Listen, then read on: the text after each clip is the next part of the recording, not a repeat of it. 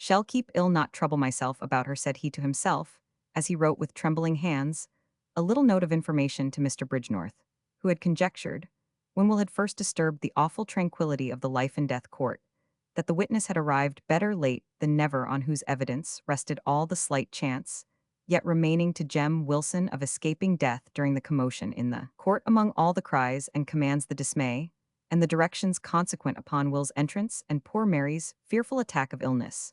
Mr. Bridgenorth had kept his lawyer-like presence of mind, and long before Jobleg's almost illegible note was poked at him, he had recapitulated the facts on which Will had to give evidence, and the manner in which he had been pursued after his ship had taken her leave of the land.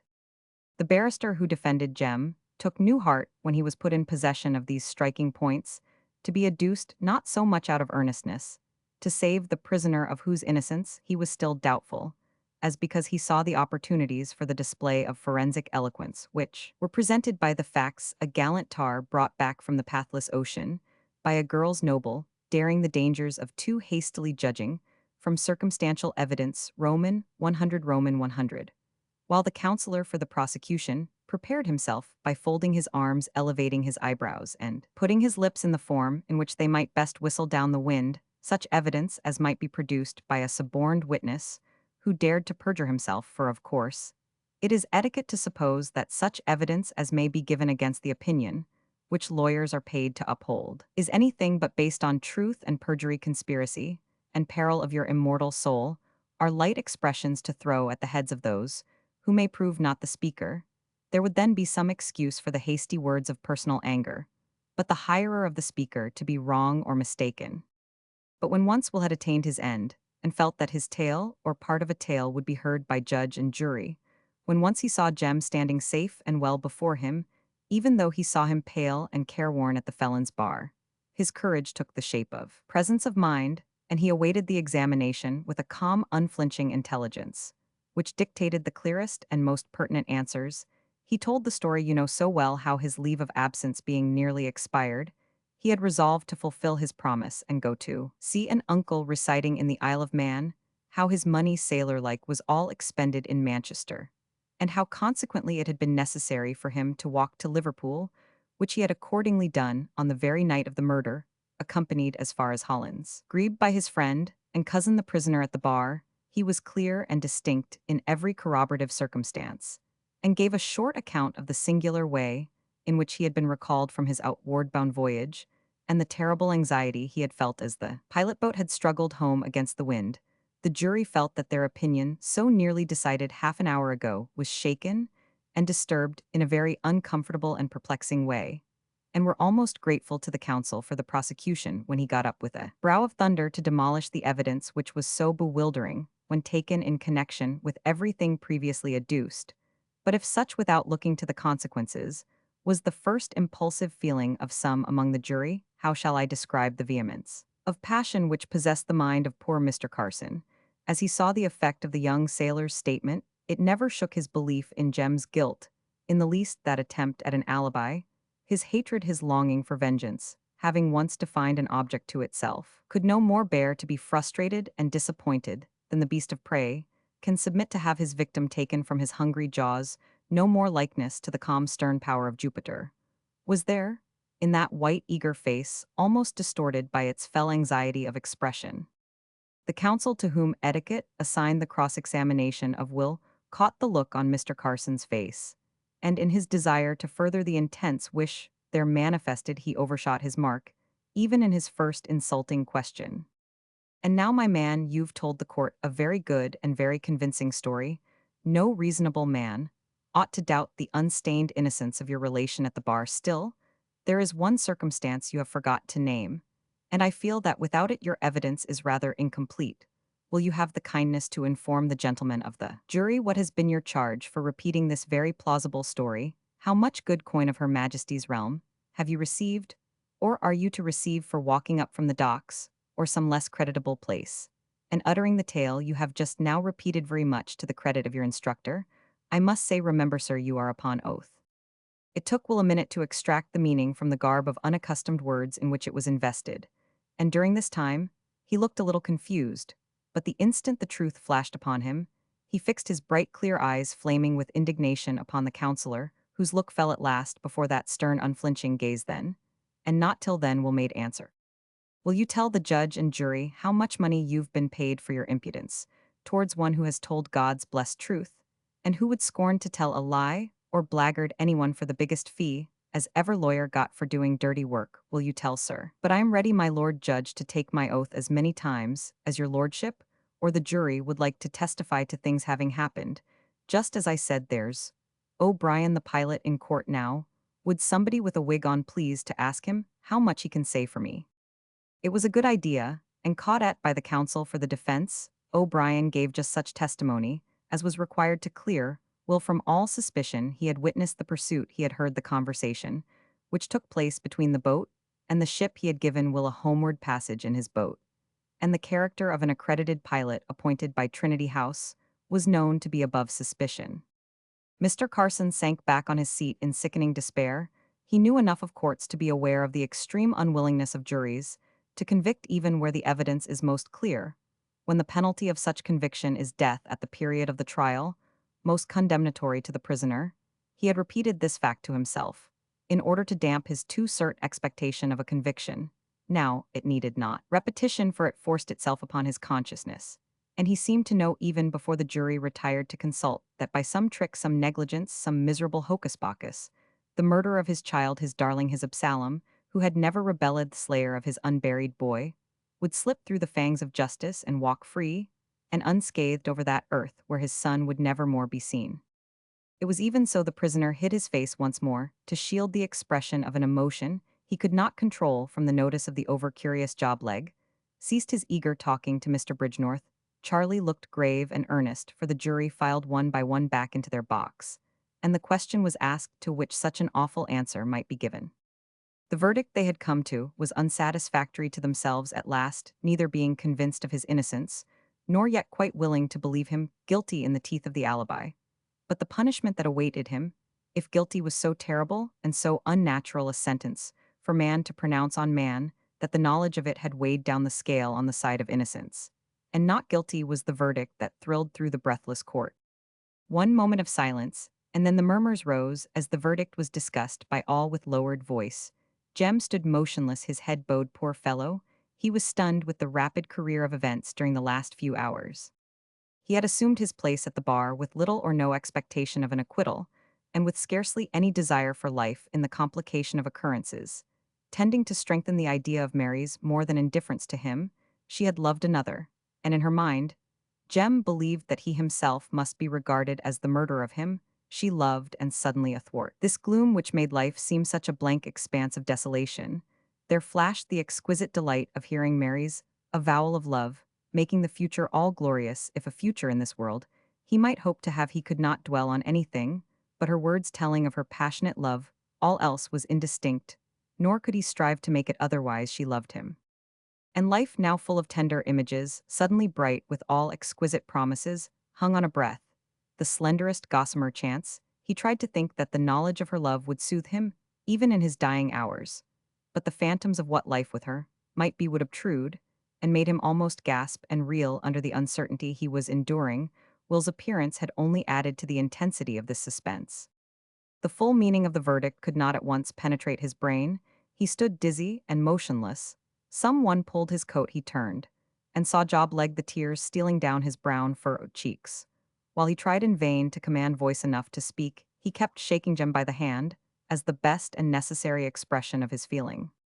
"Here, make yourself scarce. I should think you'd be glad to get out of that," exclaimed the jailer, as he brought up another livid prisoner from out whose eyes came the anxiety which he would not allow any other feature to display. Job-leg pressed out of court, and Jem followed unreasoningly. The crowd made way and kept their garments tight about them. As Jem passed, for about him there still hung the taint of the murderer. He was in the open air and free once more, although many looked on him with suspicion. Faithful friends closed round him. His arm was unresistingly pumped up and down by his cousin and Job.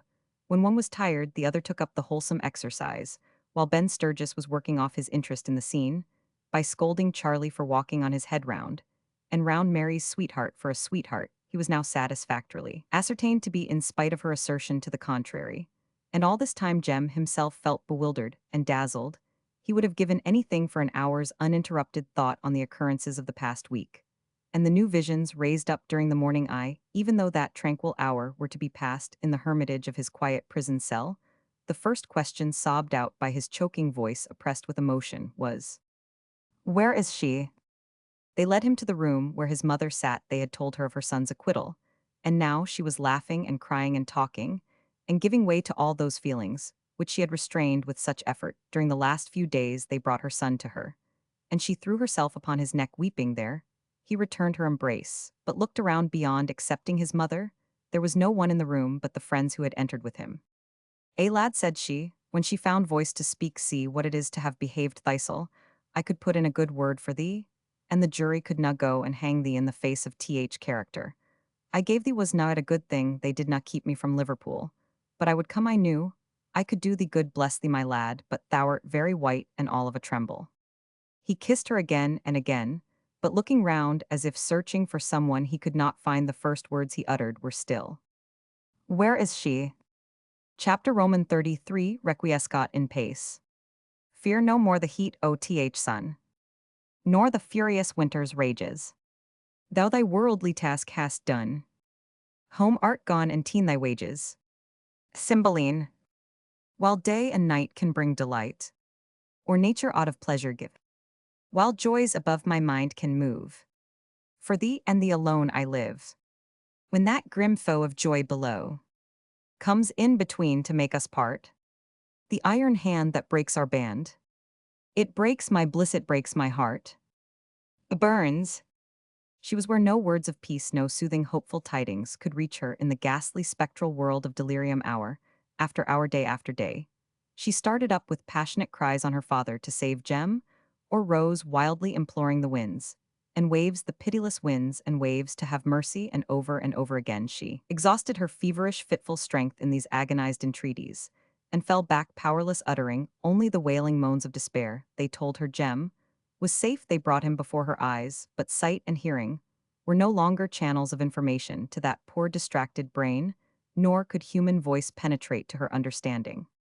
Jem alone gathered the full meaning of some of her strange sentences, and perceived that by some means or other she, like himself, had divined the truth of her father being the murderer. Long ago, reckoning time by events and thoughts, and not by clock or dial plate, Jem had felt certain that Mary's father was Harry Carson's murderer. And although the motive was in some measure a mystery, yet a whole train of circumstances, the principal of which was that John Barton had borrowed the fatal gun only 2 days before, had left no doubt in Jem's mind. Sometimes he thought that John had discovered, and thus bloodily resented the attentions which Mr. Carson had paid to his daughter. At others, he believed the motive to exist in the bitter feuds between the masters and their workpeople, in which Barton was known to take so keen an interest. But if he had felt himself pledged to preserve this secret, even when his own life was the probable penalty, and he believed he should fall execrated by Mary as the guilty destroyer of her lover, how much more was he bound now to labor to prevent any word of hers from inculpating her father, now that she was his own, now that she had braved so much to rescue him, and now that her poor brain had lost all guiding and controlling power over her words. All that night long Jem wandered up and down the narrow precincts of Ben Sturgis' house, in the little bedroom, where Mrs. Sturgis alternately tended Mary, and wept over the violence of her illness. He listened to her ravings, each sentence of which had its own peculiar meaning and reference, intelligible to his mind, till her words rose to the wild pitch of agony that no one could alleviate, and he could bear it no longer, and stole sick and miserable downstairs, where Ben Sturgis thought it his duty to snore away in an armchair, instead of his bed, under the idea that he should thus be more ready for active service, such as fetching the doctor to revisit his patient. Before it was fairly light, Jem, wide awake, and listening with an earnest attention, he could not deaden, however painful its results proved, heard a gentle, subdued knock at the house door. It was no business of his to be sure to open it, but as Ben slept on, he thought he would see who the early visitor might be, and ascertain if there was any occasion for disturbing either host or hostess. It was Job Legh, who stood there distinct against the outer light of the street. How is she, a poor soul, is that her no need to ask how strange her voice sounds, screech, screech, and she's so low, sweet-spoken, when she's well, thou must keep up heart, old boy, and not look so dismal, thistle. I can't help it job it's past a man's, bearing to hear such a one as she is going on, as she is doing even if I did not care for her. It would cut me sore to see one so young and die, can't speak of it, job, as a man should do said Jem, his sobs choking him. Let me in will you said Job, pushing past him. For all this time Jem had stood holding the door, unwilling to admit Job, where he might hear so much that would be suggestive to one acquainted with the parties that Mary named. I'd more than one reason for coming betimes. I wanted to hear how yon poor wench was that stood first late last night. I got a letter from Margaret very anxious like. The doctor says the old lady yonder can't last many days longer. And it seems so lonesome for her to die with no one but Margaret and Mrs. Davenport about her. So I thought I'd just come and stay with Mary Barton, and see as she's well done too, and you and your mother, and we'll go and take leave of old Alice. Jem's countenance, sad at best, just now fell lower and lower, but Job went on with his speech. She still wanders, Margaret says, and thinks she's with her mother at home, but for all that she should have some kith and kin near her to close her eyes to my thinking. Could not you, and we'll take mother home, id follow, when Jem faltered out thus far when Job interrupted. Lad, if thou knew what thy mother has suffered for thee, thou'd not speak of leaving her just when she's got thee from the grave, as it were. Why, this very night she roused me up, and Job says she, I ask your pardon for wakening you, but tell me, am I awake or dreaming? Is Jem proved innocent? O Job, leg God send I've not been only dreaming it, for thou seest she can't rightly understand why thou'rt with Mary, and not with her. I know why, but a mother only gives up her son's heart inch by inch to his wife, and then she gives it up with a grudge. No, Jem, thou must go with thy mother just now if ever thou hopest for God's blessing. She's a widow, and has none but thee. Never fear for Mary, she's young, and will struggle through. They are decent people, these folk she is with, and ill watch o'er her, as though she was my own poor girl. That lies cold enough in London town. I grant ye it's hard enough for her to be left among strangers. To my mind, John Barton would be more in the way of his duty looking after his daughter, than delegating it up and down the country looking after everyone's business but his own. A new idea and a new fear came into Jem's mind. What if Mary should implicate her father? She raves terribly, said he, all night long she's been speaking of her father, and mixing up thoughts of him. With the trial she saw yesterday, I should not wonder if she'll speak of him as being in court next thing. I should no wonder either, answered Job. Folk in her way say many and many a strange thing, and best way is never to mind them. Now you take your mother home, Jem, and stay by her till old Alice is gone, and trust me for seeing after Mary. Jem felt how right Job was, and could not resist what he knew to be his duty. But I cannot tell you how heavy and sick at heart he was as he stood at the door to take a last fond lingering look at Mary. He saw her sitting up in bed, her golden hair dimmed with her one day's illness floating behind her head, bound round with wetted cloths, her features all agitated even to distortion with the pangs of her anxiety. Her lover's eyes filled with tears. He could not hope. The elasticity of his heart had been crushed out of him by early sorrows, and now especially the dark side of everything seemed to be presented to him. What if she died just when he knew the treasure, the untold treasure he possessed in her love? What if, worse than death, she remained a poor gibbering maniac? All her life long, and mad people do live to be old sometimes, even under all the pressure of their burden, terror distracted, as she was now, and no one able to comfort her. Jem, said Job, partly guessing the other's feelings by his own. Jem, repeated he, arresting his attention. Before he spoke, Jem turned round the little motion, causing the tears to overflow and trickle down his cheeks. Thou must trust in God and leave her in his hands, he spoke hushed and low. But the words sank all the more into Jem's heart, and gave him strength to tear himself away. He found his mother, notwithstanding that she had but just regained her child through Mary's instrumentality, half inclined to resent his having passed the night in anxious devotion to the poor invalid. She dwelt on the duties of children to their parents above all others, till Jem could hardly believe the relative positions they had held only yesterday, when she was struggling with and controlling every instinct of her nature only because he wished it. However, the recollection of that yesterday, with its hair's breadth between him and a felon's death, and the love that had lightened the dark shadow, made him bear with the meekness and patience of a true-hearted man all the worrying little acerbities of today. And he had no small merit in so doing, for in him, as in his mother, the reaction after intense excitement had produced its usual effect in increased irritability of the nervous system. They found Alice alive and without pain, and that was all. A child of a few weeks old would have had more bodily strength, a child of a very few months old more consciousness of what was passing before her.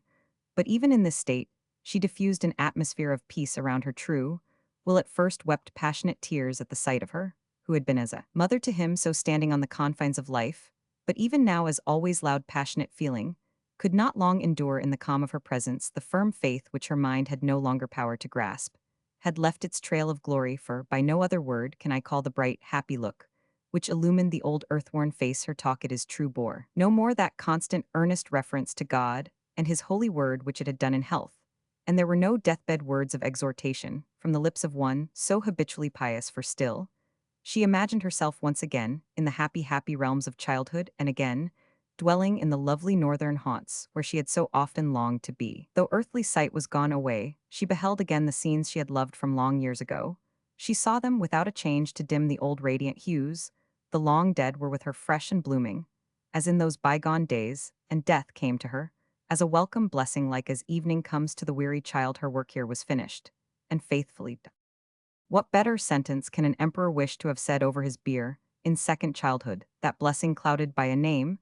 She said her nunc dimittis, sweetest canticle to the holy mother. Good night, dear mother, bless me once more, I am very tired, and would fain go to sleep. She never spoke again on this side heaven. She died the day after their return from Liverpool. From that time, Jem became aware that his mother was jealously watching for some word or sign which should betoken his wish to return to Mary.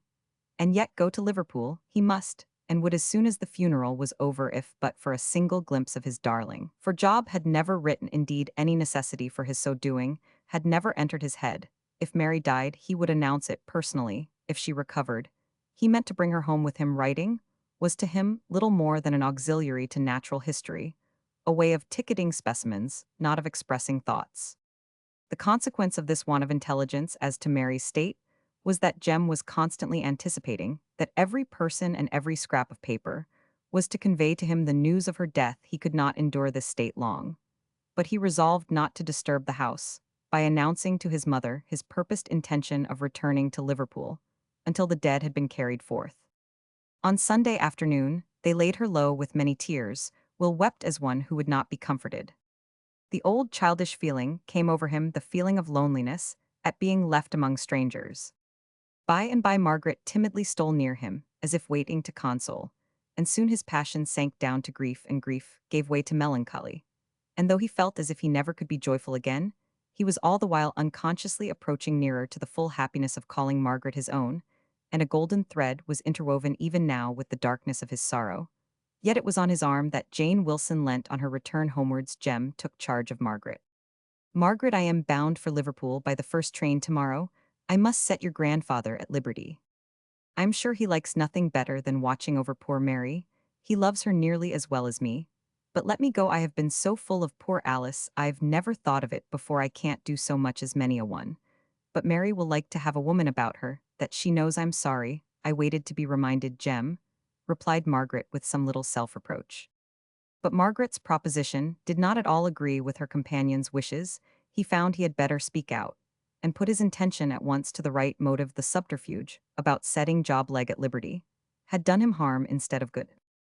To tell truth, Margaret, it's I that must go, and that for my own sake, not your grandfather's. I can rest neither by night nor day for thinking on Mary. Whether she lives or dies, I look on her as my wife before God as surely and solemnly as if we were married. So being, I have the greatest right to look after her, and I cannot yield it even to her father, said Margaret, finishing his interrupted sentence. It seems strange that a girl like her should be thrown on the bare world to struggle through so bad an illness. No, one seems to know where John Barton is, else I thought of getting Morris to write him a letter telling him about Mary. I wish he was home, that I do. Jem could not echo this wish. Mary's not bad off for friends where she is, said he. I call them friends, though a week ago we none of us knew there were such folks in the world. But being anxious and sorrowful about the same thing makes people friends quicker than anything. I think she's like a mother to Mary in her ways. And he bears a good character, as far as I could learn just in that hurry were. Drawing near home, and I've not said my say, Margaret. I want you to look after mother a bit, shell, not like my going, and I've got to break it to her. Yet if she takes it very badly, ill come back tomorrow night. But if she's not against it very much, I mean to stay till it's settled about Mary one way or the other. Will you know, will be there, Margaret, to help a bit in doing for mother. Will's being there made the only objection Margaret saw to this plan. She disliked the idea of seeming to throw herself in his way, and yet she did not like to say anything of this feeling to Jem, who had all along seemed perfectly unconscious of any love affair besides his own in progress. So Margaret gave a reluctant consent. If you can just step up to our house tonight, Jem, I'll put up a few things as may be useful to Mary. And then you can say when Yow'll likely be back if you come home tomorrow night, and Will's there perhaps I need not step up. Yes, Margaret, do I shan't leave easy, unless you go some time in the day to see Mother ill come tonight though. And now goodbye stay. Do you think you could just coax poor Will to walk a bit home with you, that I might speak to Mother by myself? No, that Margaret could not do, that was expecting too great a sacrifice of bashful feeling. But the object was accomplished by Will's going upstairs immediately on their return to the house, to indulge his mournful thoughts alone as soon as Jem and his mother were left by themselves. He began on the subject uppermost in his mind. Mother? She put her handkerchief from her eyes and turned quickly round so as to face him, where he stood thinking what best to say. The little action annoyed him, and he rushed at once into the subject. Mother, I am going back to Liverpool tomorrow morning to see how Mary Barton is. And what's Mary Barton to thee that thou shouldst be running after her in that a way? If she lives, she shall be my wedded wife. If she dies, mother, I can't speak of what I shall feel if she dies. His voice was choked in his throat. For an instant, his mother was interested by his words, and then came back the old jealousy of being supplanted, in the affections of that son, who had been as it were newly born to her by the escape he had so lately experienced from danger. So she hardened her heart against entertaining any feeling of sympathy, and turned away from the face which recalled the earnest look of his childhood, when he had come to her in some trouble sure of help and comfort. And coldly she spoke in those tones which Jem knew, and dreaded even before the meaning they expressed was fully shaped. Thou'rt old enough to please thyself, old mothers are cast aside, and what they've borne forgotten as soon as a pretty face comes across. I might have thought of that last Tuesday when I felt as if thou wert all my own, and the judge were some wild animal trying to rend thee from me. I spoke up for thee then, but it's all forgotten now, I suppose. Mother, you know all this while you know I can never forget any kindness you've ever done for me, and they've been many. Why should you think I've only room for one love in my heart? I can love you as dearly as ever and marry too as much as man ever loved woman. He awaited a reply, none was vouchsafed. Mother, answer me, said he at last. What mun I answer you? Asked me no question. Well, I ask you this now. Tomorrow morning I go to Liverpool to see her, who is as my wife. Dear mother, will you bless me on my errand? If it please God she recovers, will you take her to you as you would a daughter? She could neither refuse nor assent. Why need you go, said she querulously at length. You'll be getting in some mischief or another again. Can't you stop at home quiet with me? Jem got up and walked about the room in despairing impatience. She would not understand his feelings at last. He stopped right before the place, where she was sitting with an air of injured meekness on her face. Mother, I often think what a good man father was. I've often heard you tell of your courting days, and of the accident that befell you, and how ill you were. How long is it ago? Near upon 25 years, said she with a sigh. You little thought when you were so ill you should live to have such a fine strapping son, as I am, did you now? She smiled a little, and looked up at him, which was just what he wanted. Thou'rt not so fine a man as thy father was by a deal, said she, looking at him with much fondness, notwithstanding her depreciatory words. He took another turn or two up, and down the room. He wanted to bend the subject round to his own case. Those were happy days when father was alive. You may say so, lad, such days as will never come again to me at any rate, she sighed sorrowfully. Mother, said he at last, stopping short, and taking her hand in his with tender affection, you'd like me to be as happy a man as my father was before me, would not you? You'd like me to have some one to make me as happy as you made father now, would you not, dear mother? I did not make him as happy as I might ha' done, murmured she, in a low sad voice of self-reproach. Accident gave a jar to my temper, it's never got the better of, and now he's gone, where he can never know how I grieve for having frabbed him, as I Roman 999. Nay, mother, we don't know that, said Jem with gentle soothing. Anyhow, you and father got along with as few rubs as most people. But for his sake, dear mother, don't say me nay now that I come to you to ask your blessing, before setting out to see her, who is to be my wife. If ever woman is for his sake, if not for mine, love her, who I shall bring home to be to me all you were to him and mother, I do not ask for a truer or a tenderer heart than yours is in the long run." The hard look left her face, though her eyes were still averted from Jem's gaze. It was more because they were brimming over with tears called forth by his words, than because any angry feeling yet remained. And when his manly voice died away in low pleadings, she lifted up her hands and bent down her son's head below the level of her own, and then she solemnly uttered a blessing. "God bless thee, Jem, my own dear lad, and may he bless Mary Barton for thy sake." Jem's heart leaped up, and from this time, hope took the place of fear in his anticipations with regard to Mary. "Mother, you show your own true self to Mary, and shall love you as dearly as I do." So with some few smiles, and some few tears and much earnest talking the evening wore away. "I must be off to see Margaret, why it's near 10 o'clock, could you have thought it now, don't you stop up for me, mother, you, and we'll go to bed for you've both need of it, I shall be home in an hour." Margaret had felt the evening long and lonely, and was all but giving up the thoughts of Jem's coming that night, when she heard his step at the door. He told her of his progress with his mother, he told her his hopes, and was silent on the subject of his fears. "To think how sorrow and joy are mixed up together, y'all date your start in life. As Mary's acknowledged lover from poor Alice Wilson's burial day, well, the dead are soon forgotten. Dear Margaret, but you're worn out with your long evening waiting for me. I don't wonder, but never you nor anyone else think, because God sees fit to call up new interests perhaps, right out of the grave, that therefore the dead are forgot. Margaret, you yourself, can remember our looks and fancy what we're like." "Yes, but what has that to do with remembering Alice?" "Why, just this, you're not always trying to think on our faces, and making a labor of remembering, but often ill be bound when you're sinking off to sleep, or when you're very quiet and still the faces you knew so well when you could see come smiling before you with loving looks, or you remember them without striving after it, and without thinking it's your duty to keep recalling them, and so it is with them that are hidden from our sight if they've been worthy to be heartily loved. While alive they'll not be forgotten, when dead it's against nature, and we need no more be upbraiding ourselves for letting in God's rays of light upon our sorrow, and no more be fearful of forgetting them, because their memory is not always haunting, and taking up our minds, than you need to trouble yourself about remembering your grandfather's face, or what the stars were like. You can't forget, if you would, what it's such a pleasure to think about. Don't fear my forgetting Aunt Alice. I am not, Jem, not now at least, only you seemed so full about Mary. I've kept it down so long. Remember how glad Aunt Alice would have been to know that I might hope to have her for my wife, that's to say, if God spares her.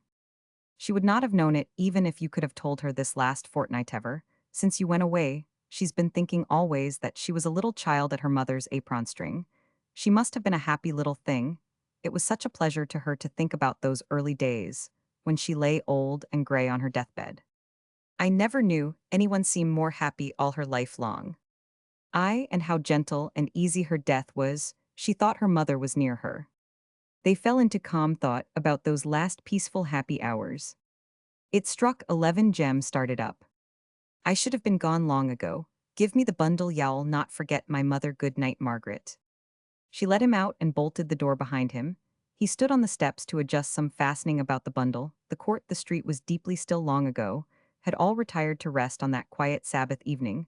The stars shone down on the silent, deserted streets, and the soft, clear moonlight fell in bright masses, leaving the steps on which Jem stood in shadow. A footfall was heard along the pavement. Slow and heavy was the sound before Jem had ended his little piece of business. A form had glided into sight, a wan, feeble figure, bearing with evident and painful labor a jug of water from the neighboring pump. It went before Jem turned up the court, at the corner of which he was standing, passed into the broad, calm light, and there, with bowed head sinking and shrunk body, Jem recognized John Barton. No haunting ghost could have had less of the energy of life in its involuntary motions than he, who nevertheless went on with the same measured clockwork tread until the door of his own house was reached, and then he disappeared, and the latch fell feebly to, and made a faint and wavering sound, breaking the solemn silence of the night. Then all again was still. For a minute or two Jem stood motionless, stunned by the thoughts which the sight of Mary's father had called up. Margaret did not know he was at home. Had he stolen like a thief by dead of night into his own dwelling? Depressed, as Jem had often and long seen him, this night there was something different about him. Still beaten down by some inward storm, he seemed to grovel along, all self-respect lost and gone. Must he be told of Mary's state? Jem felt he must not, and this for many reasons.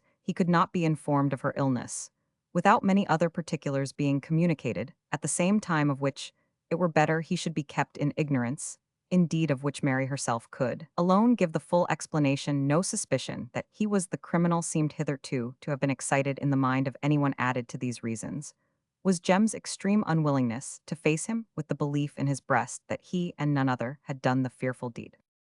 It was true that he was Mary's father, and as such had every right to be told of all concerning her, but supposing he were, and that he followed the impulse so natural to a father, and wished to go to her, what might be the consequences among the mingled feelings she had revealed in her delirium? I mingled, even with the most tender expressions of love for her father, was a sort of horror of him, a dread of him as a bloodshedder, which seemed to separate him into two persons, the father who had dandled her on his knee, and loved her all her life long, the other, the assassin, the cause of all her trouble and woe. If he presented himself before her, while this idea of his character was uppermost, who might tell the consequence?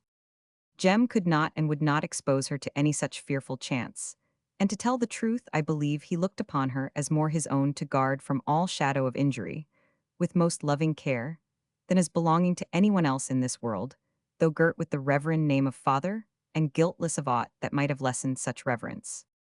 If you think this account of mine confused of the half-feelings, half-reasons, which passed through Jem's mind, as he stood gazing at the empty space where that crushed form had so lately been seen, if you are perplexed to disentangle the real motives, I do assure you it was from just such an involved set of thoughts that Jem drew the resolution to act as if he had not seen that phantom likeness of John Barton himself, yet not himself.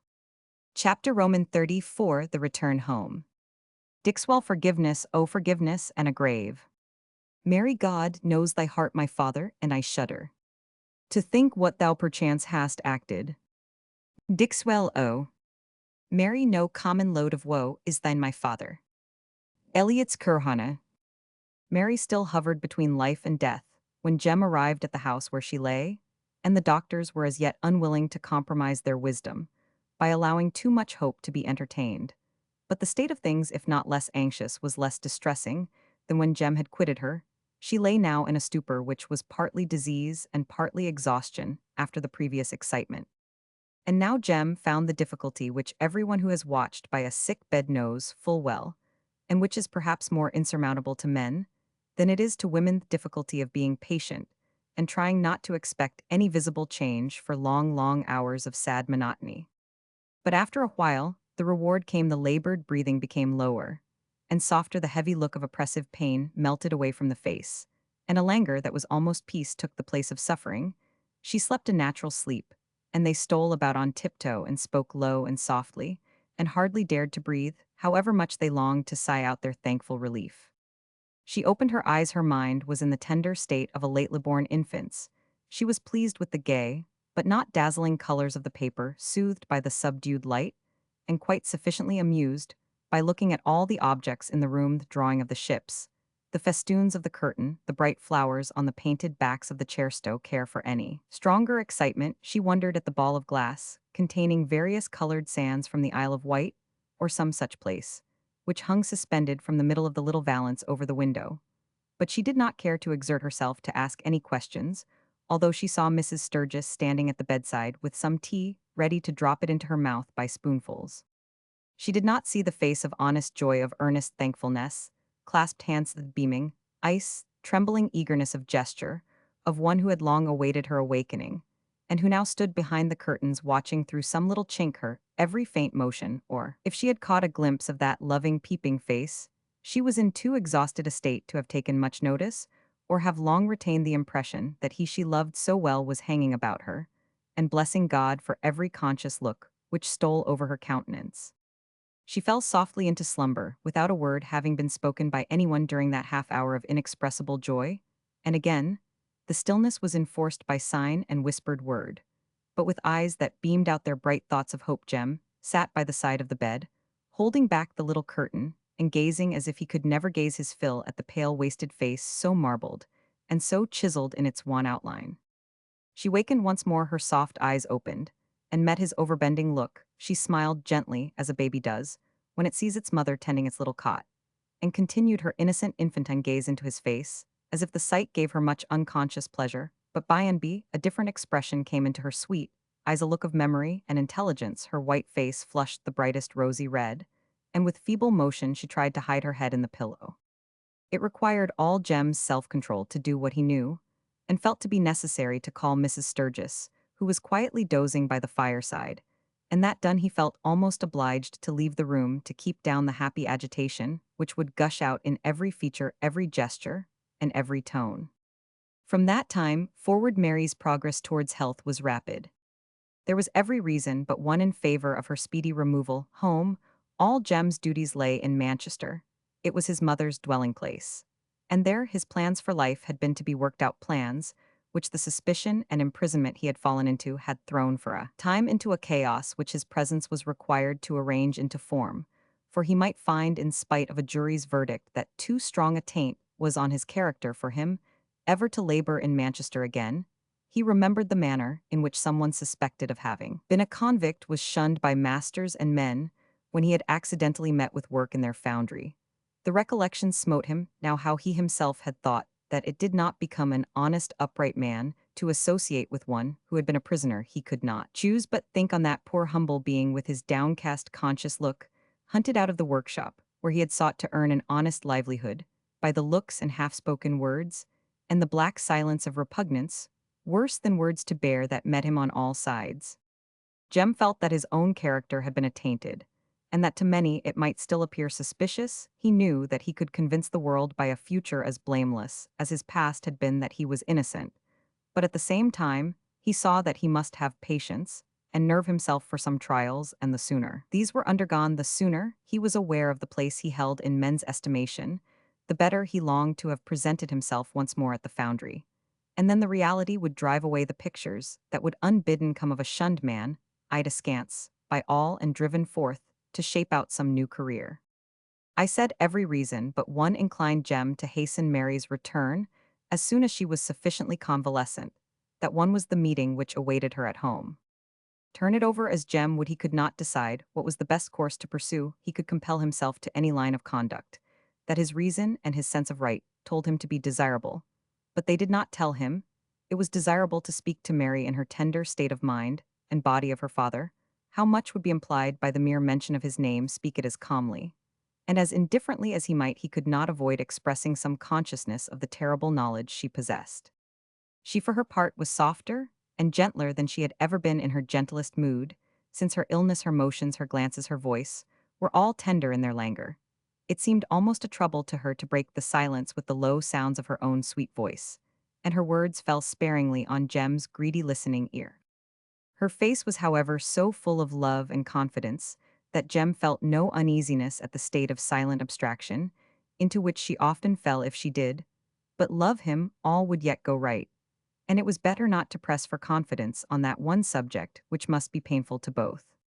There came a fine, bright, balmy day, and Mary tottered once more out into the open air, leaning on Jem's arm and close to his beating heart, and Mrs. Sturgis watched them from her door with a blessing on her lips as they went slowly up the street. They came in sight of the river. Mary shuddered.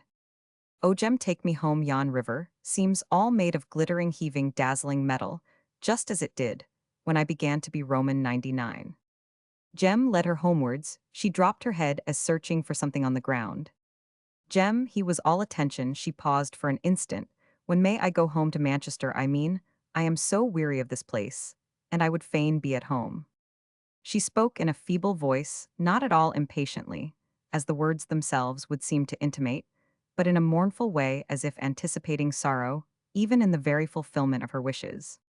"Darling, we will go whenever you wish, whenever you feel strong enough. I asked Job to tell Margaret to get all in readiness for you to go there. At first shall tend you. And nurse, you must not go home. Job proffered for you to go there." "Ah, but I must go home, Jem. I'll try, and not fail now in what's right. There are things we must not speak on," lowering her voice. "But y'all be really kind, if y'all not speak against my going home. Let us say no more about it, dear Jem. I must go home, and I must go alone." "Not alone, Mary."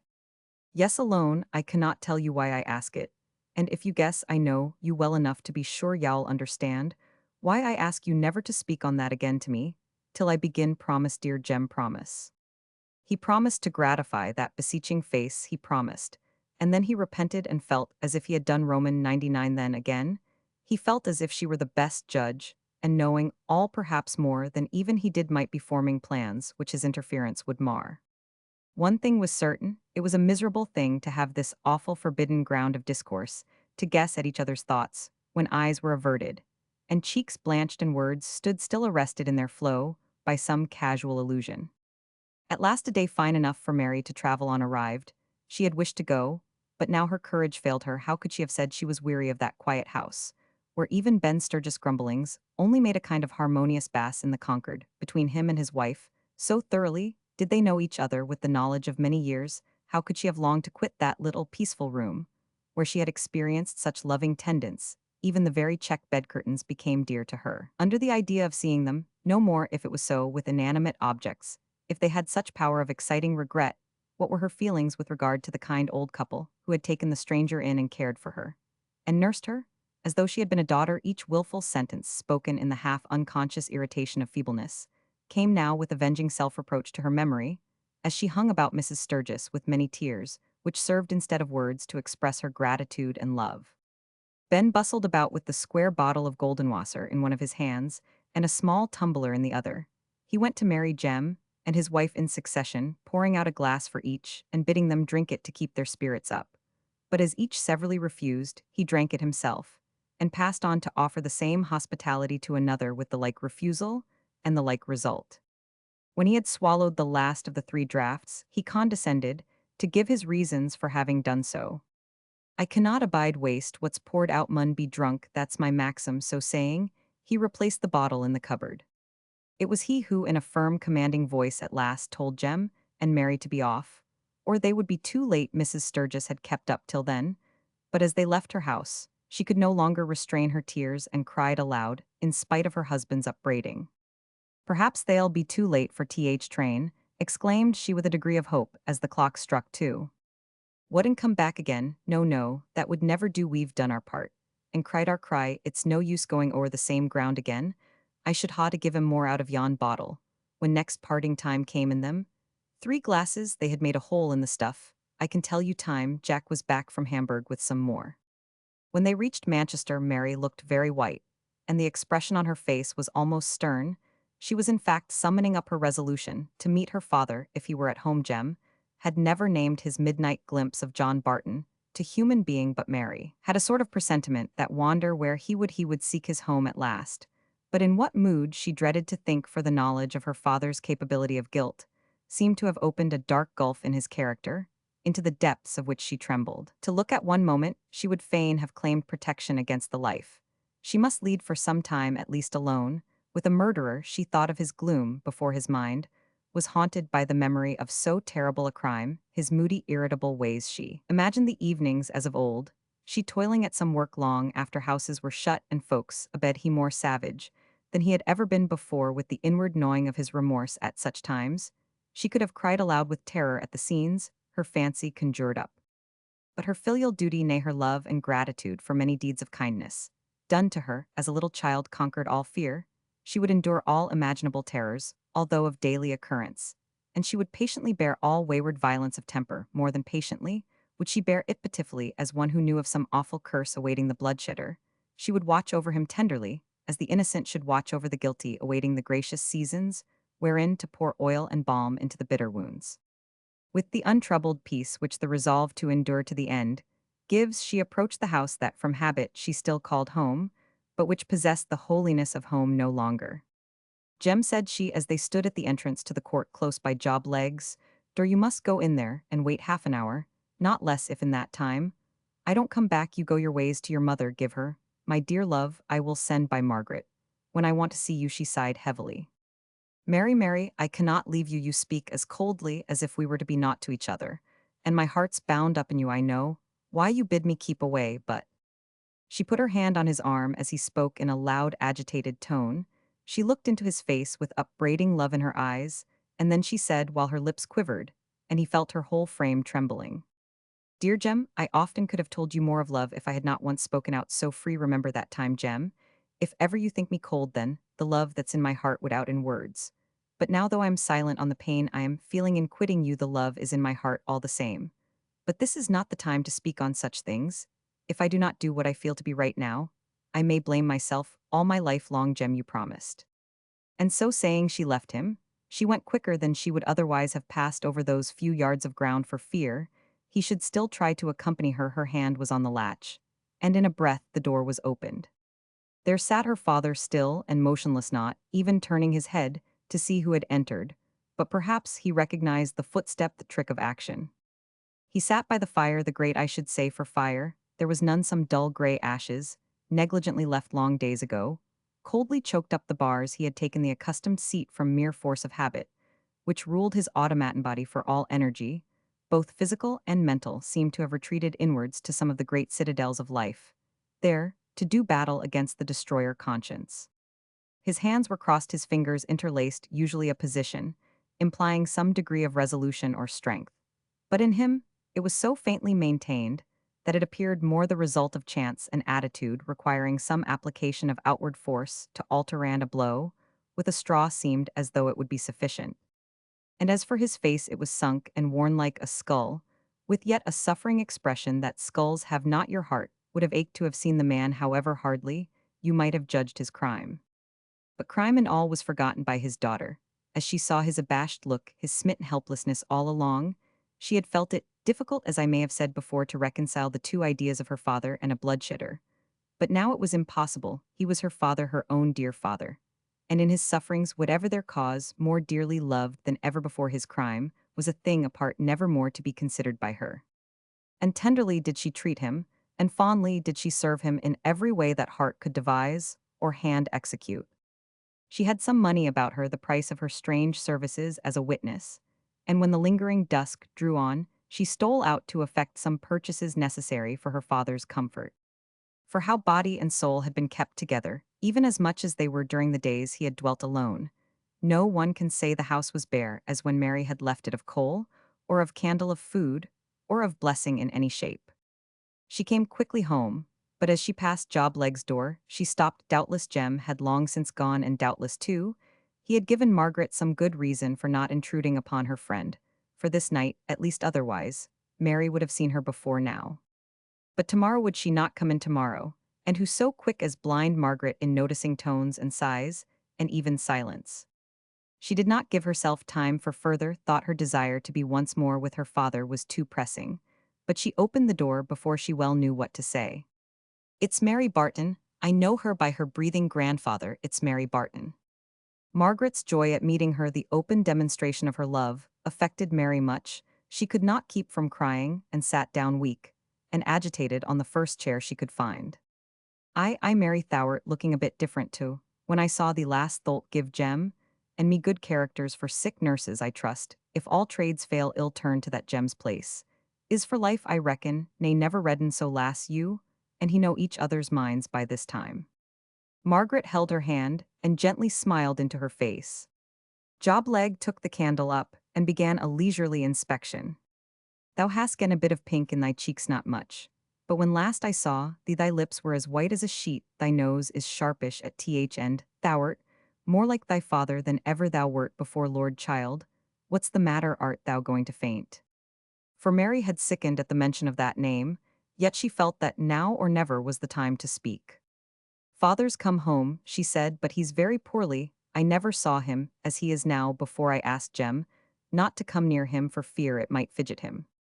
She spoke hastily, and to her own idea in an unnatural manner, but they did not seem to notice it nor to take the hint she had thrown out of company being unacceptable. For Job Legg directly put down some insect which he was impaling on a corking pin, and exclaimed, "Thy father come home? Why, Jem never said a word of it, and ailing too ill. Go in and cheer him. With a bit of talk I knew any good come of delegating it. O Job, father cannot stand. Father is too Roman 99.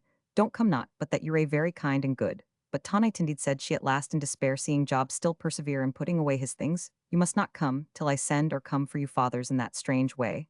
I can't answer for it if he sees strangers. Please don't come ill come, and tell you every day how he goes on. I must be off now to see after him. Dear Job, kind Job, don't be angry with me. If you knew all, you'd pity me." For Job was muttering away in high dudgeon, and even Margaret's tone was altered, as she wished Mary good night. Just then she could ill brook coldness from anyone, and least of all bear the idea of being considered ungrateful by so kind and zealous a friend as Job had been so. She turned round suddenly, even when her hand was on the latch of the door, and ran back and threw her arms about his neck, and kissed him first and then Margaret, and then the tears fast falling down her cheeks, but no word spoken. She hastily left the house and went back to her home. There was no change in her father's position, or in his spectral look he had answered her questions, but few in number for so many subjects were unapproachable by monosyllables. And in a weak, high, childish voice, but he had not lifted his eyes, he could not meet his daughter's look, and she when she spoke, or as she moved about avoided letting her eyes rest upon him, she wished to be her usual self. But while everything was done with a consciousness of purpose, she felt it was impossible. In this manner things went on for some days. At night, he feebly clambered upstairs to bed, and during those long dark hours, Mary heard those groans of agony which never escaped his lips by day, when they were compressed in silence over his inward woe. Many a time she sat up listening and wondering if it would ease his miserable heart if she went to him, and told him she knew all and loved, and pitied him more than words could tell. By day the monotonous hours wore on in the same heavy hushed manner.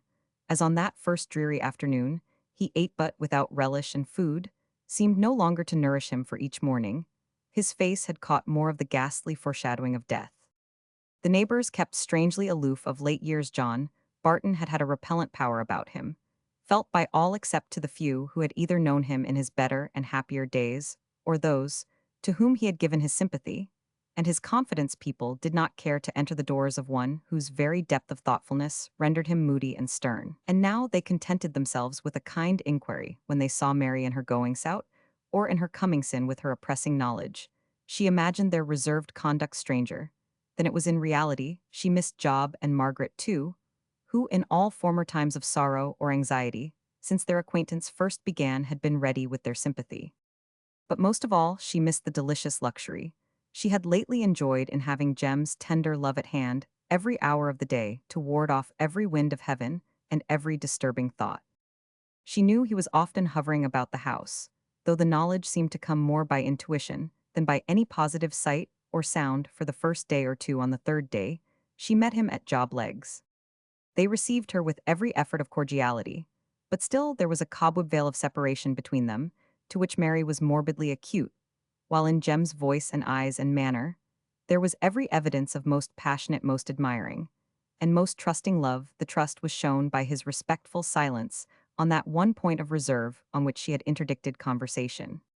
He left Job Legg's house when she Roman 999. They lingered on the step, he holding her hand between both of his as loth to let her go. He questioned her as to when he should see her again. Mother does so want to see you, whispered he. Can you come to see her tomorrow, or when? I cannot tell, replied she softly. Not yet, wait a while, perhaps only a little while, dear Jem. I must go to him, dearest Jem. The next day, the fourth from Mary's return home, as she was sitting near the window sadly dreaming over some work, she caught a glimpse of the last person she wished to see off, Sally Leadbitter. She was evidently coming to their house another moment, and she tapped at the door. John Barton gave an anxious, uneasy side glance. Mary knew that if she delayed answering the knock, Sally would not scruple to enter so as hastily as if the visit had been desired. She opened the door and stood there with the latch in her hand, barring up all entrance, and as much as possible obstructing all curious glances into the interior. Well, Mary Barton, you're home at last. I heard you'd get home, so I thought I'd just step over and hear the news. She was bent on coming in and saw Mary's preventive design, so she stood on tiptoe looking over Mary's shoulders into the room where she suspected a lover to be lurking. But instead she saw only the figure of the stern, gloomy father she had always been in the habit of avoiding. And she dropped down again, content to carry on the conversation where Mary chose, and as Mary chose, in whispers. So the old governor is back again, eh? And what does he say to all your fine doings at Liverpool and before you? And I know where you can't hide it now, Mary, for it's all in print. Mary gave a low moan and then implored Sally to change the subject, for unpleasant, as it always was, it was doubly unpleasant in the manner in which she was treating it. If they had been alone, Mary would have borne it patientlier. So she thought, but now she felt almost certain her father was listening. There was a subdued breathing, a slight brassing up of the listless attitude, but there was no arresting Sally's curiosity to hear all she could respecting the adventures Mary had experienced. She, in common with the rest of Miss Simmons' young ladies, was almost jealous of the fame that Mary had obtained to herself such miserable notoriety.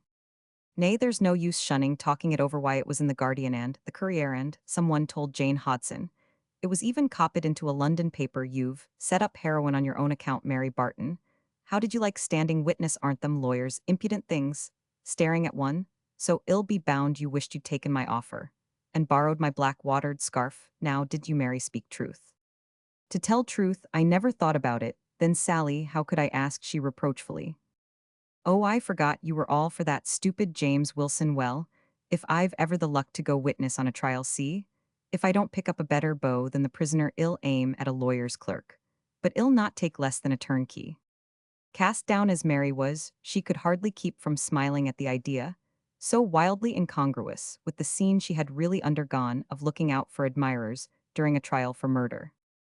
I'd no thought to be looking out for beau, I can assure you, Sally, but don't let us talk any more about it. I can't bear to think on it. How is Miss Simmons and everybody? Oh, very well, and by the way, she gave me a bit of a message. For you, you may come back to work if y'all behave yourself. She says I told you she'd be glad to have you back, after all this piece of business, by way of tempting people to come to her shop. They'd come from Salford to have a peep at you for 6 months at least. Don't talk so, I cannot come, I can never face Miss Simmons again, and even if I could. She stopped and blushed. I know what you're thinking on, but that will not be this some time, as he's turned off from the foundry. I'd better think twice afore refusing Miss Simmons' offer. Turned off from the foundry, Jem, cried Mary. To be sure, didn't you know it, decent men? We're not going to work with Anno, I suppose. I mustn't say it, seeing you went to such trouble to get up an alibi. Not that I should think much the worse of a spirited young fellow for falling foul of a rivalry, always do at the theatre. But Mary's thoughts were with Jem, how good he had been never to name his dismissal to her, how much he had had to endure for her sake. Tell me all about it, she gasped out. Why, you see, they've always swords quite handy at them plays, began Sally, but Mary, with an impatient shake of her head, interrupted. About Jem, I want to know. Oh, I don't pretend to know more than is in everyone's mouth. He's turned away from the foundry, because folks don't think you've cleared him outright of the murder, though perhaps the jury were loth to hang him. Old Mr. Carson is savage against judge and jury and lawyers, and all as I heard. I must go to him, repeated Mary in a hurried manner. He'll tell you all I've said is true, and not a word of lie, replied Sally, so I'll not give your answer to Miss Simmons, but leave you to think twice about it. Good afternoon. Mary shut the door and turned into the house. Her father sat in the same attitude, the old unchanging attitude, only his head was more bowed towards the ground. She put on her bonnet to go to Ancoats for see and question, and comfort and worship Jem she must. As she hung about her father for an instant before leaving him, he voluntarily spoke for the first time since her return, but his head was drooping so low she could not hear what he said, so she stooped down, and after a moment's pause he repeated the words. Tell Jem Wilson to come here at 8 o'clock tonight. Could he have overheard her conversation with Sally Leadbitter? They had whispered low, she thought, pondering on this, and many other things. She reached Ancoats. Chapter Roman 35, Forgive us our trespasses. Oh, had he lived, replied Rusilla, never penitence. Had equaled his full well, I know his heart. Vehement in all things he would on himself have wreaked such penance as had reached the height of fleshly suffering, which being told, with its portentous rigor should have made the memory of his fault o'erpowered and lost in shuddering pity and astonishment, fade like a feeble horror. Southey's Roderick. As Mary was turning into the street where the Wilsons lived, Jem overtook her. He came upon her suddenly, and she started. You're going to see mother? He asked, tenderly placing her arm within his and slackening his pace. Yes, and you too. Oh, Jem, is it true? Tell me. She felt rightly that he would guess the meaning of her only half-expressed inquiry. He hesitated a moment before he answered her. Darling, it's no use hiding it if you mean that I am no longer to work at Duncombe's foundry. It's no time to my mind to have secrets from each other, though. I did not name it yesterday thinking you might fret. I shall soon get work again, never fear. But why did they turn you off when the jury had said you were innocent? It was not just to say turned off, though I don't think I could have well stayed on. A good number of the men managed To let out they should not like to work under me again. There were some few who knew me well enough to feel I could not have done it, but more were doubtful, and one spoke to young Mr. Duncombe hinting at what they thought. "Oh, Jem, what a shame," said Mary, with mournful indignation. "Nay, darling, I'm not for blaming them, poor fellows like them, have not to stand upon and be proud of. But their character, and it's fitting they should take care of that, and keep that free from soil and taint. But yow, what could they get but good from you? They might have known you by this time. So some do, the overlooker, I am sure, would know I am innocent. Indeed, he said as much today, and he said he had had some talk with old Mr. Duncombe, and they thought it might be better if I left Manchester. For a bit, they'd recommend me to some other place." But Mary could only shake her head in a mournful way and repeat her words. "They might have known thee better, Jem." Jem pressed the little hand he held between his own work-hardened ones. After a minute or two, he asked, "Mary, art thou much bound to Manchester? Would it grieve thee sore to quit the old smoke-jack?" "With thee?" she asked in a quiet, glancing way. "I, lass, trust me ill near ask thee to leave Manchester, while I am in it, because I've heard fine things of Canada, and our overlooker has a cousin in the foundry line. There thou knowest where Canada is, Mary. Not rightly not now at any rate, but with the Jem," her voice sunk to a soft, low whisper, "anywhere. What was the use of a geographical description?" "But father," said Mary suddenly, breaking that delicious silence with the one sharp discord in her present life. She looked up at her lover's grave face, and then the message her father had sent flashed across her memory. "Oh, Jem, did I tell you father sent word he wished to speak with you? I was to bid you come to him at 8 tonight. What can he want, Jem?" "I cannot tell," replied he. "At any rate, ill go, it's no use troubling ourselves to guess," he continued after a pause of a few minutes, during which they slowly and silently paced up and down the by-street into which he had led her, when their conversation began. "Come and see mother, and then ill take thee home, Mary. Thou wert all in a tremble when first I came up with thee. Thou'rt not fit to be trusted home by thyself," said he with fond exaggeration of her helplessness. Yet a little more lovers, loitering a few more words in themselves, "Ne think to you nothing. But to those two, what tender, passionate language can I use to express the feelings which thrilled through that young man and maiden as they listened to the syllables made dear and lovely through life by that hour's low-whispered talk?" It struck the half-hour past 7. "Come and speak to mother. She knows you're to be her daughter, Mary, darling." So they went in. Jane Wilson was rather chafed at her son's delay in returning home, for as yet he had managed to keep her in ignorance of his dismissal from the foundry, and it was her way to prepare some little pleasure, some little comfort for those she loved.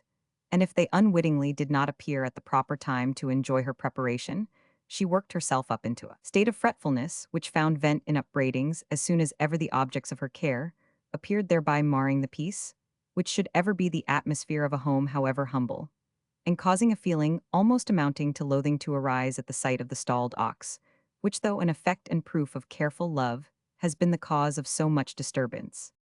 Mrs. Wilson had first sighed, and then grumbled to herself over the increasing toughness of the potato cakes she had made for her son's tea.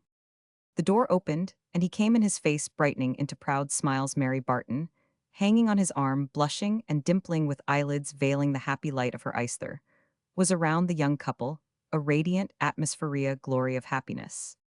Could his mother mar it? Could she break into it with her Martha-like cares? Only for one moment did she remember her sense of injury or wasted troubling.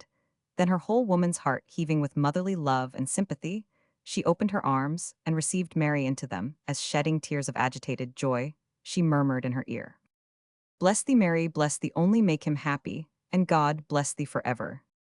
It took some of Jem's self-command to separate those whom he so much loved and who were beginning for his sake to love one another so dearly.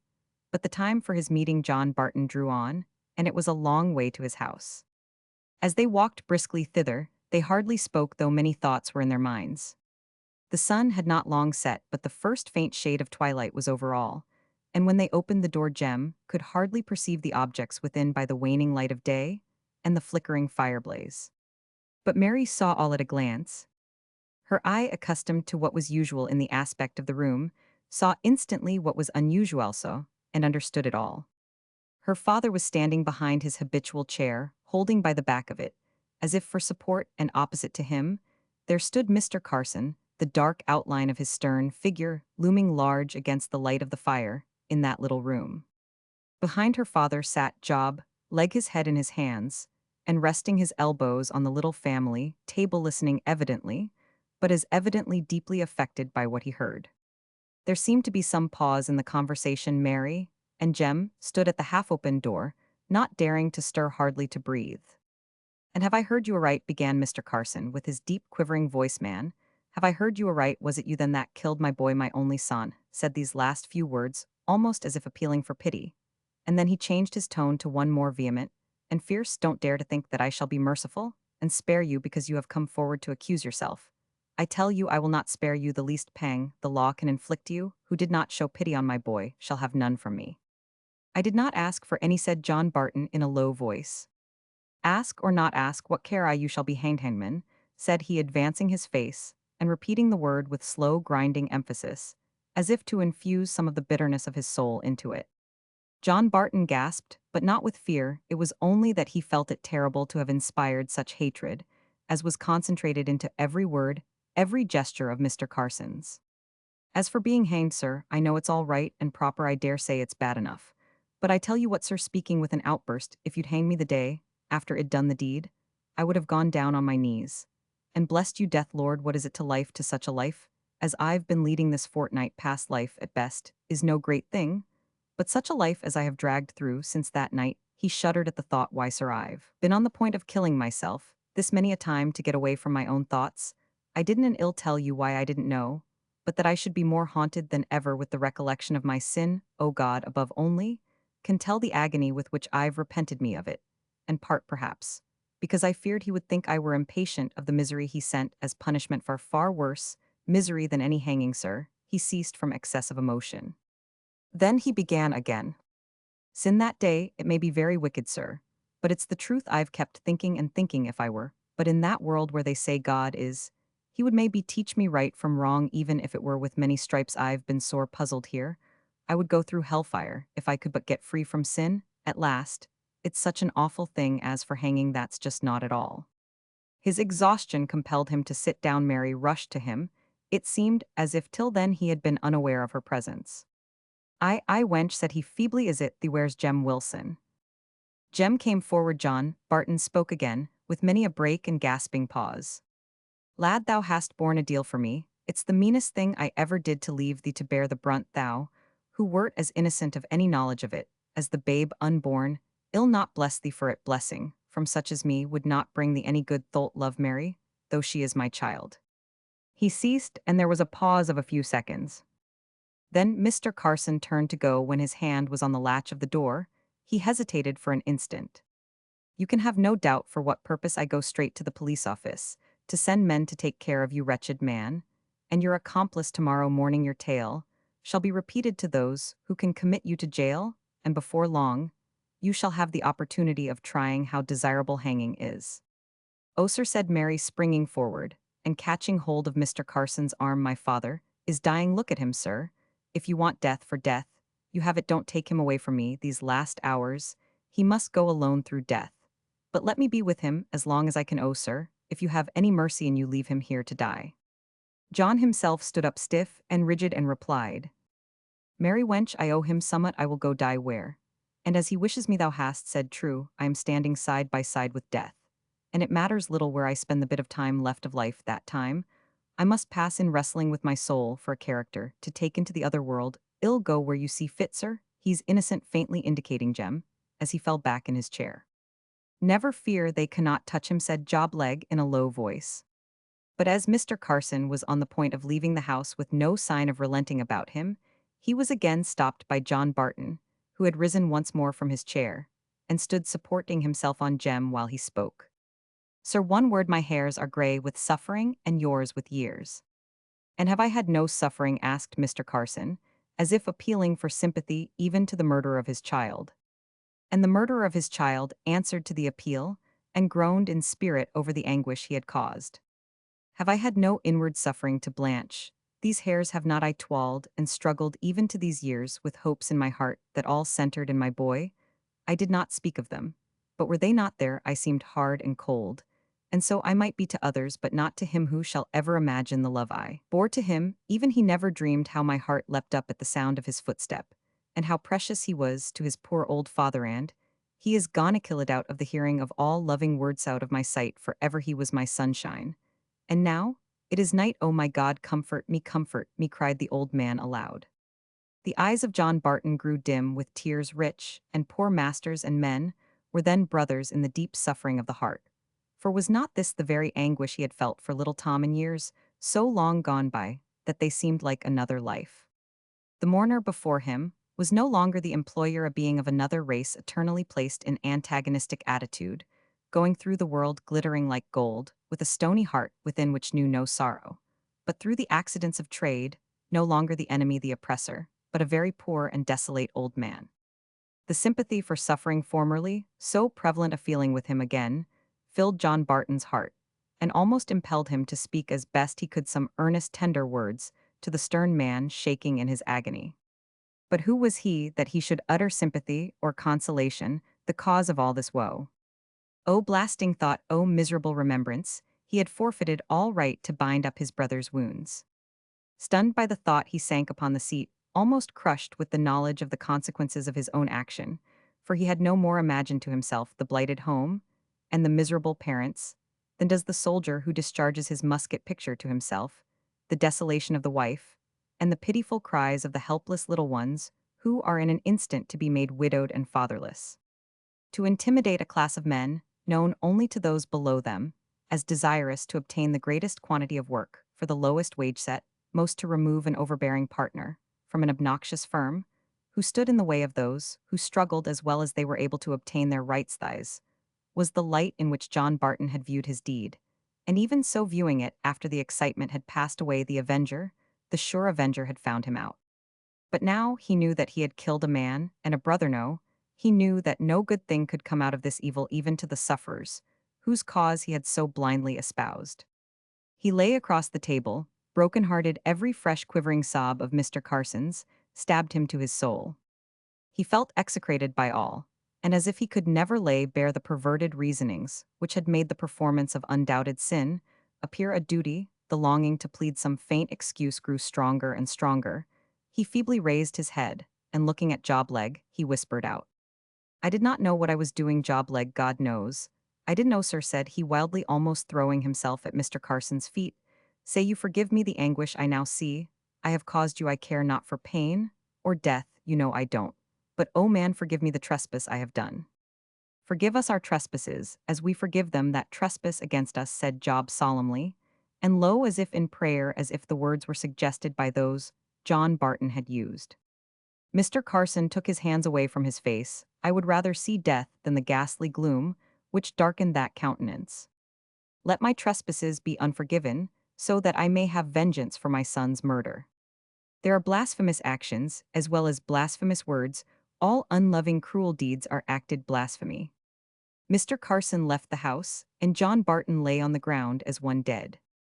They lifted him up, and almost hoping that that deep trance might be to him the end of all earthly things, they bore him to his bed.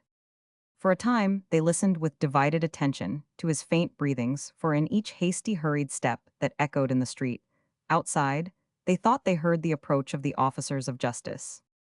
When Mr. Carson left the house, he was dizzy with agitation. The hot blood went careering through his frame. He could not see the deep blue of the night heavens for the fierce pulses which throbbed in his head, and partly to steady and calm himself, he leaned against a railing and looked up into those calm, majestic depths with all their thousand stars. And by and by, his own voice returned upon him, as if the last words he had spoken were being uttered through all that infinite space, but in their echoes there was a tone of unutterable sorrow. "Let my trespasses be unforgiven, so that I may have vengeance for my son's murder." He tried to shake off the spiritual impression made by this imagination. He was feverish, and a land no wonder. So he turned to go homewards, not as he had threatened to the police office. After all, he told himself, that would do in the morning, no fear of the man's escaping, unless he escaped to the grave. So he tried to banish the phantom voices and shapes which came unbidden to his brain, and to recall his balance of mind by walking calmly and slowly, and noticing everything which struck his senses. It was a warm, soft evening in spring, and there were many persons in the streets, among others a nurse with a little girl in her charge, conveying her home from some children's gaiety. A dance most likely for the lovely little creature was daintily decked out in soft snowy muslin, and her fairy feet tripped along by her nurse's side as if to the measure of some tune she had lately kept time to.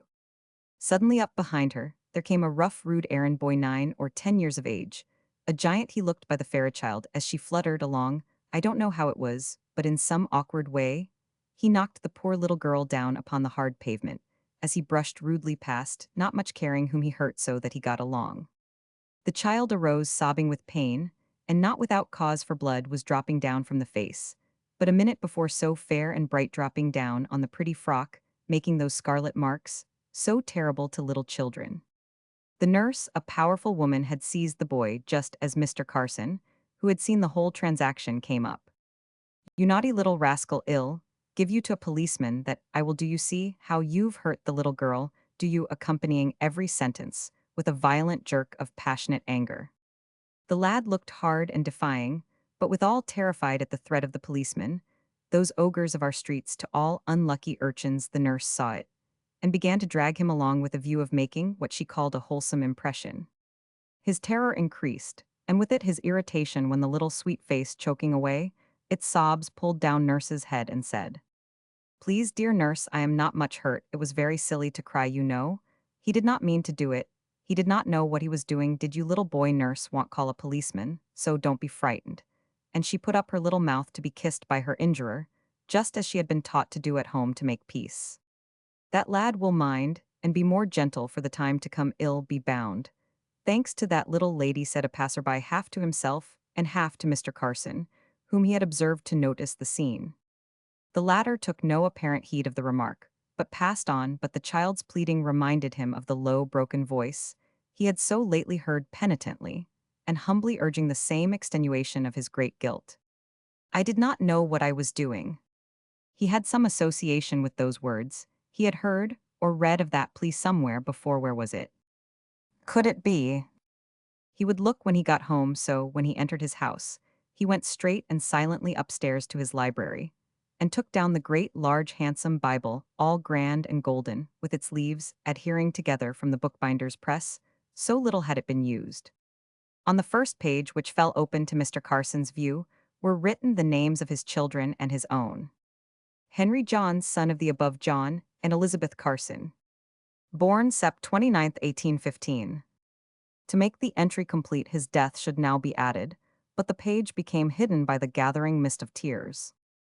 Thought upon thought, and recollection upon recollection, came crowding in from the remembrance of the proud day, when he had purchased the costly book, in order to write down the birth of the little babe of a day old. He laid his head down on the open page, and let the tears fall slowly on the spotless leaves. His son's murderer was discovered, had confessed his guilt, and yet, strange to say, he could not hate him with the vehemence of hatred he had felt when he had imagined him a young man full of lusty life, defying all laws human and divine, in spite of his desire to retain the revengeful feeling he considered, as a duty to his dead son, something of pity, would steal in for the poor wasted skeleton of a man, the smitten creature who had told him of his sin, and implored his pardon that night.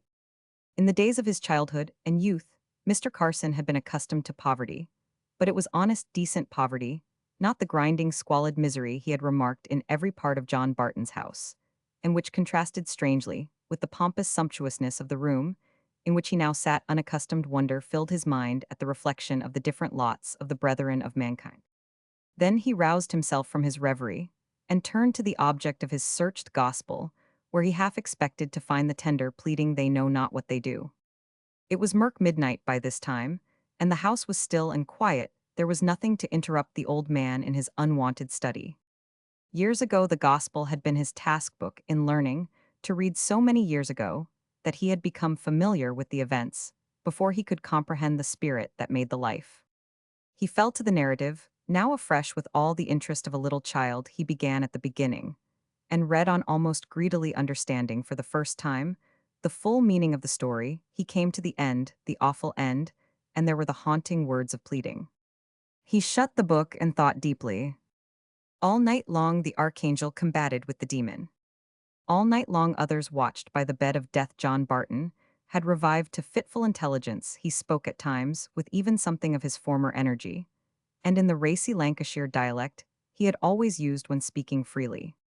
You see, I've so often been hankering after the right way. And it's a hard one for a poor man to find, at least it's been so to me. No one learned me. And no one telled me when I was a little chap they taught me to read. And then they near gave me no books, only I heard say the Bible was a good book. So when I grew thoughtful and puzzled, I took to it, but you'd never believe black was black or night was night. When you saw all about you acting as if black was white and night was day. It's not much I can say for myself in t'other world, God forgive me, but I can say this, I would fain have gone after the Bible rules if I'd seen folk credit it. They all spoke up for it, and went, and did clean contrary in those days. I would hog on about why my Bible like a little child my finger in th place, and asking the meaning of this or that text, and no one told me. Then I took out 2 or 3 texts as clear as glass, and I tried to do what they bid me do, but I don't know how it was masters and men, all alike, cared no more for minding those texts than I did for Lord Mayor of London, so I grew to think it must be a sham put upon poor ignorant folk women and such like. It was not long I tried to live gospel-wise, but it was liker heaven than any other bit of earth has been id old Alice to strengthen me, but every one else said stand up for thy rights or tholt, never get and wife and children, never spoke, but their helplessness cried aloud. And I was driven to do as others did, and then Tom died. You know all about that, getting scant o' breath and blind like. Then again he spoke after some minutes of hushed silence. All along it came natural to love folk, though now I am what I am. I think one time I could e'en have loved the masters if they'd ha let me. That was in my gospel days afore my child died o' hunger. I was tore in two oftentimes between my sorrow for poor suffering folk and my trying to love them, as caused their sufferings to my mind.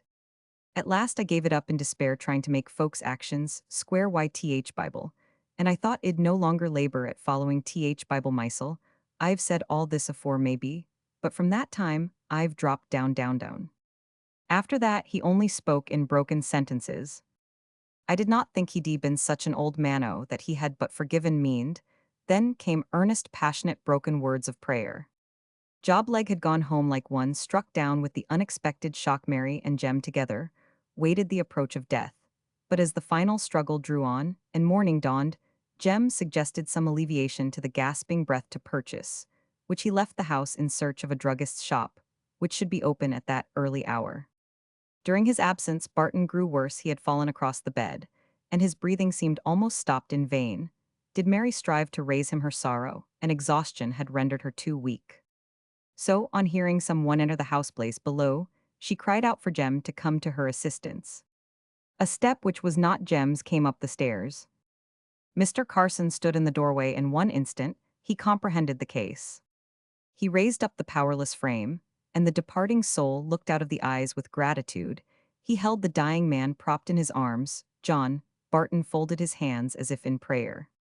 Pray for us, said Mary, sinking on her knees, and forgetting in that solemn hour all that had divided her father and Mr. Carson. No other words could suggest themselves than some of those he had read only a few hours before. God be merciful to us, sinners, forgive us our trespasses, as we forgive them that trespass against us. And when the words were said, John Barton lay a corpse in Mr. Carson's arms. So ended the tragedy of a poor man's life. Mary knew nothing more for many minutes. When she recovered consciousness, she found herself supported by Jem on the settle in the houseplace. Job and Mr. Carson were there talking together lowly and solemnly. Then Mr. Carson bade farewell and left the house, and Job said aloud, but as if speaking to himself, God has heard that man's prayer, he has comforted him. Chapter Roman 36. Jem's interview with Mr. Duncombe. The first dark day of nothingness. The last of danger and distress. Byron.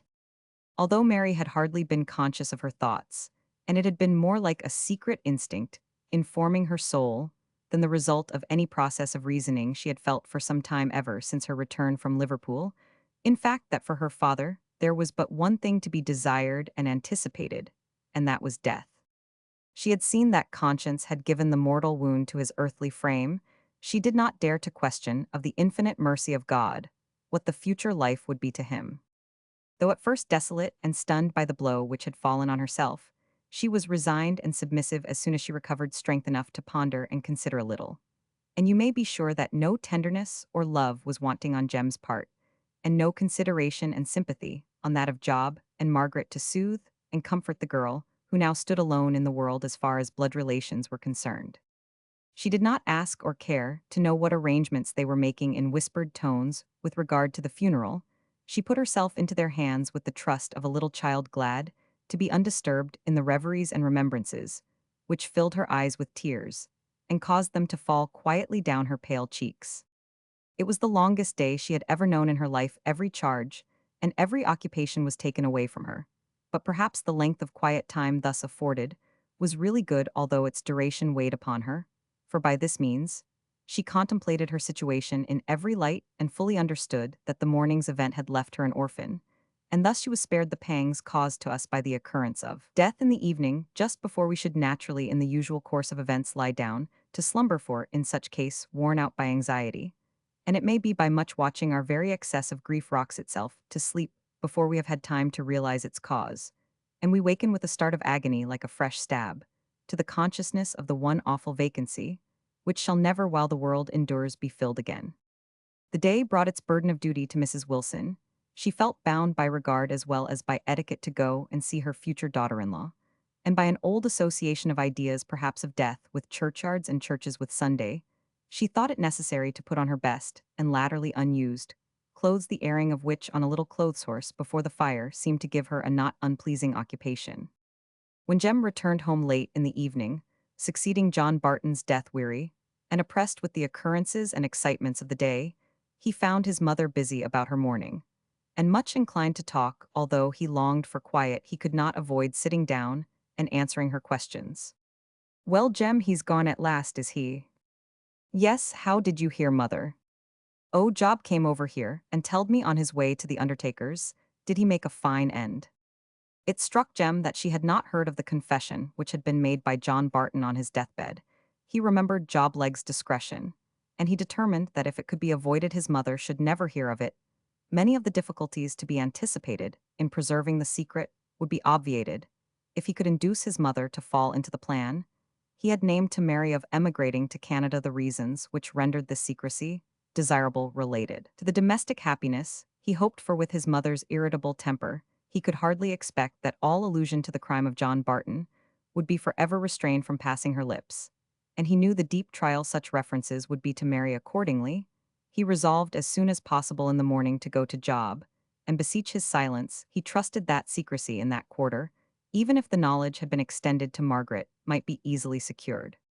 But what would be Mr. Carson's course? Were there any means by which he might be persuaded to spare John Barton's memory? He was roused up from this train of thought by his mother's more irritated tone of voice. "Jem," she was saying, "thou mightst just as well never be at a deathbed again, if thou cannot bring off more news about it. Here have I been by mysel all day, except when ood Job came in. But thinks I when Jem comes he'll be sure to be good company, seeing he was in the house at the very time of the death, and here thou art, without a word to throw at a dog. Much less thy mother. It's no use thy going to a deathbed, if thou cannot carry away any of the sayings." "He did not make any, mother," replied Jem. "Well, to be sure, so fond as he used to be of holding forth to miss such a fine opportunity that will never come again, did he die easy. He was very restless all night long," said Jem, reluctantly returning to the thoughts of that time. "And in course thou plucked the pillow away. Thou didst not well with thy bringing up, and thy learning. Thou mightst have known that were the only help in such a case. There were pigeons' feathers in the pillow. Depend on't to think of two grown-up folk like you and Mary not knowing death could never come easy to a person lying on a pillow with pigeons' feathers in." Jem was glad to escape from all this talking to the solitude and quiet of his own room, where he could lie and think uninterruptedly of what had happened and remained to be done. The first thing was to seek an interview with Mr. Duncombe, his former master. Accordingly, early the next morning Jem set off on his walk to the works, where for so many years his days had been spent, where for so long a time his thoughts had been thought, his hopes and fears experienced. It was not a cheering feeling to remember that henceforward he was to be severed from all these familiar places, nor were his spirits enlivened by the evident feelings of the majority of those who had been his fellow workmen. As he stood in the entrance to the foundry, awaiting Mr. Duncombe's leisure, many of those employed in the works passed him on their return from breakfast, and with one or two exceptions, without any acknowledgment of former acquaintance beyond a distant nod at the utmost. It is hard, said Jem to himself, with a bitter and indignant feeling rising in his throat, that let a man's life be what it may, folk are so ready to credit the first word against him. I could live it down if I stayed in England. But then what would not Mary have to bear? Sooner or later the truth would out. And then she would be a show to folk for many a day, as John Barton's daughter. Well, God does not judge as hardly as man, that's one comfort for all of us. Mr. Duncombe did not believe in Jem's guilt, in spite of the silence in which he again, this day, heard the imputation of it, but he agreed that, under the circumstances, it was better he should leave the country.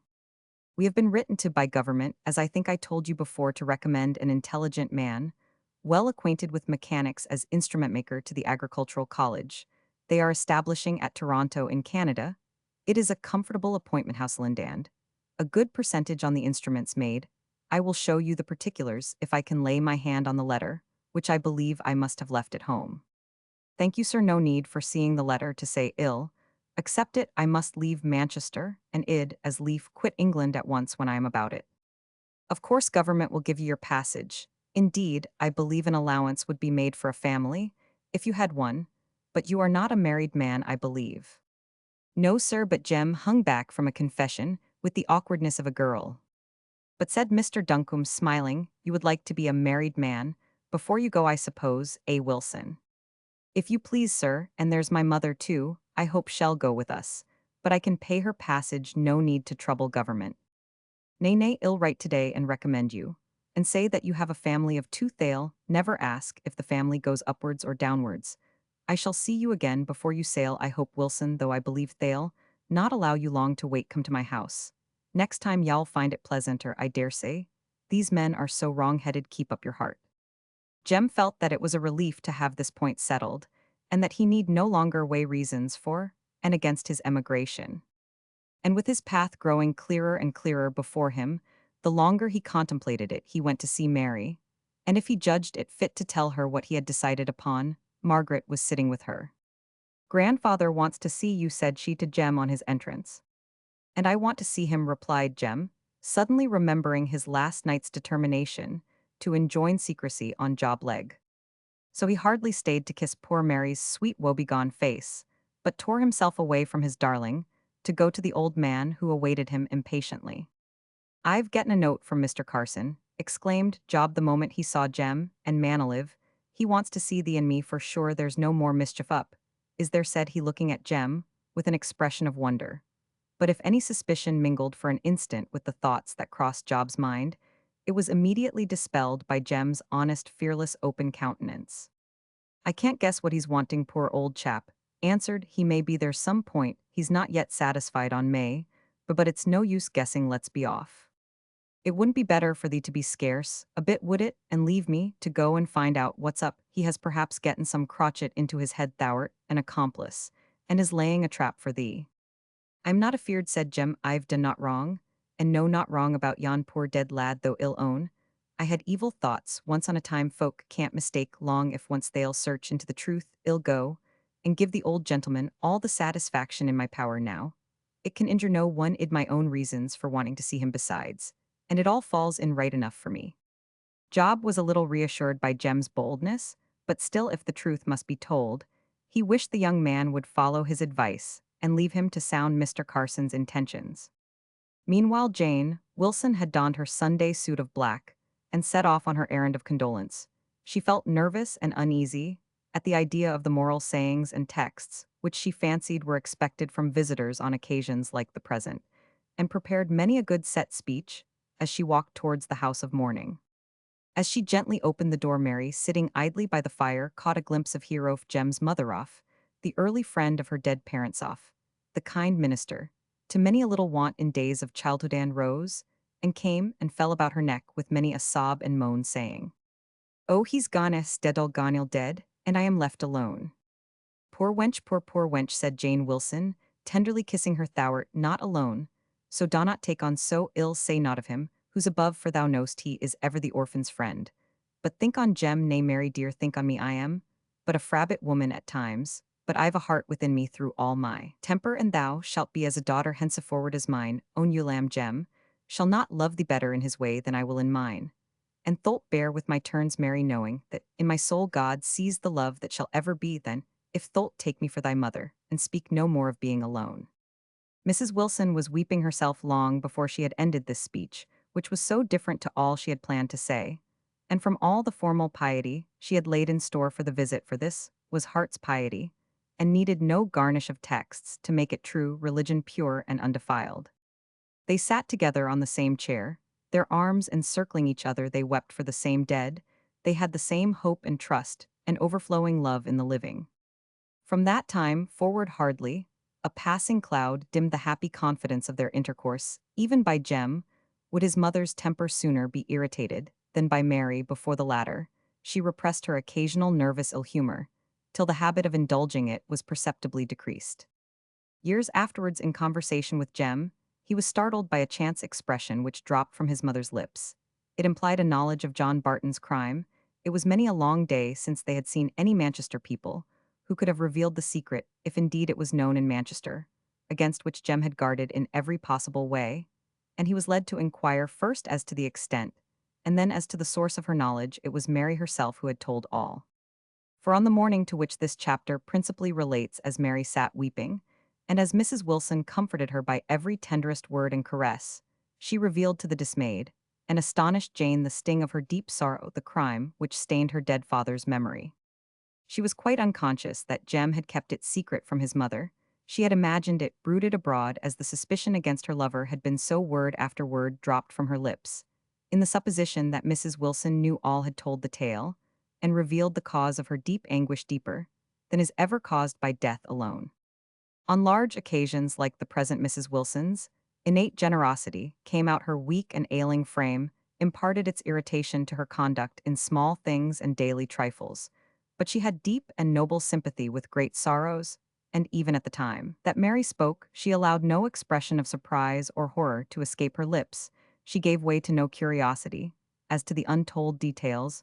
She was as secret and trustworthy as her son himself.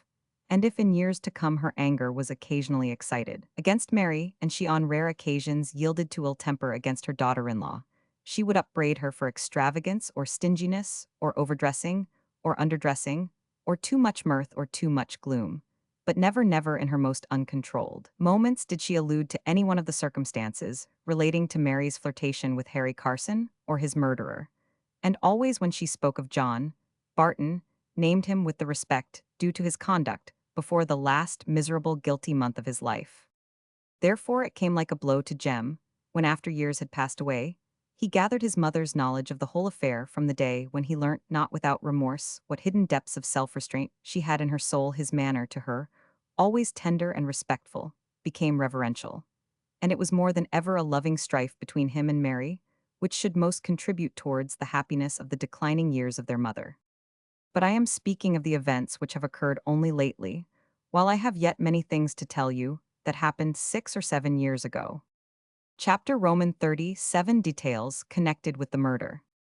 The rich man dines while the poor man pines, and eats his heart away. They teach us lies, he sternly cries.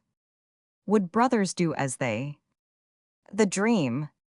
Mr. Carson stood at one of the breathing moments of life. The object of the toils, the fears, and the wishes of his past years, was suddenly hidden from his sight, vanished into the deep mystery, which circumscribes existence, nay, even the vengeance which he had proposed to himself, as an aim for exertion, had been taken away from before his eyes as by the hand of God. Events like these would have startled the most thoughtless into reflection, much more such a man as Mr. Carson, whose mind, if not enlarged, was energetic indeed, whose very energy, having been hitherto the cause of the employment of his powers in only one direction, had prevented him from becoming largely and philosophically comprehensive in his views. But now the foundations of his past life were razed to the ground, and the place they had once occupied was sown with salt, to be forever rebuilt no more. It was like the change from this life to that other hidden one, when so many of the motives which have actuated all our earthly existence will have become more fleeting than the shadows of a dream. With a wrench of his soul from the past, so much of which was as nothing and worse than nothing to him. Now, Mr. Carson took some hours, after he had witnessed the death of his son's murderer, to consider his situation. But suddenly, while he was deliberating and searching for motives, which should be effective, to compel him to exertion and action once more, while he contemplated the desire, after Rich's social distinction, a name among the merchant princes amidst whom he moved, and saw these false substances fade away into the shadows they truly are, and one by one disappear into the grave of his sonsodinly, I say the thought arose within him that more yet remained to be learned about the circumstances and feelings which had prompted John Barton's crime, and when once this mournful curiosity was excited, it seemed to gather strength in every moment that its gratification was delayed accordingly. He sent a message to summon Job Legh and Jem Wilson, from whom he promised himself some elucidation of what was as yet unexplained, while he himself set forth to call on Mr. Bridgenorth, whom he knew to have been Jem's attorney, with a glimmering suspicion, intruding on his mind, which he strove to repel, that Jem might have had some share in his son's death. He had returned before his summoned visitors arrived, and had time enough to recur to the evening on which John Barton had made his confession.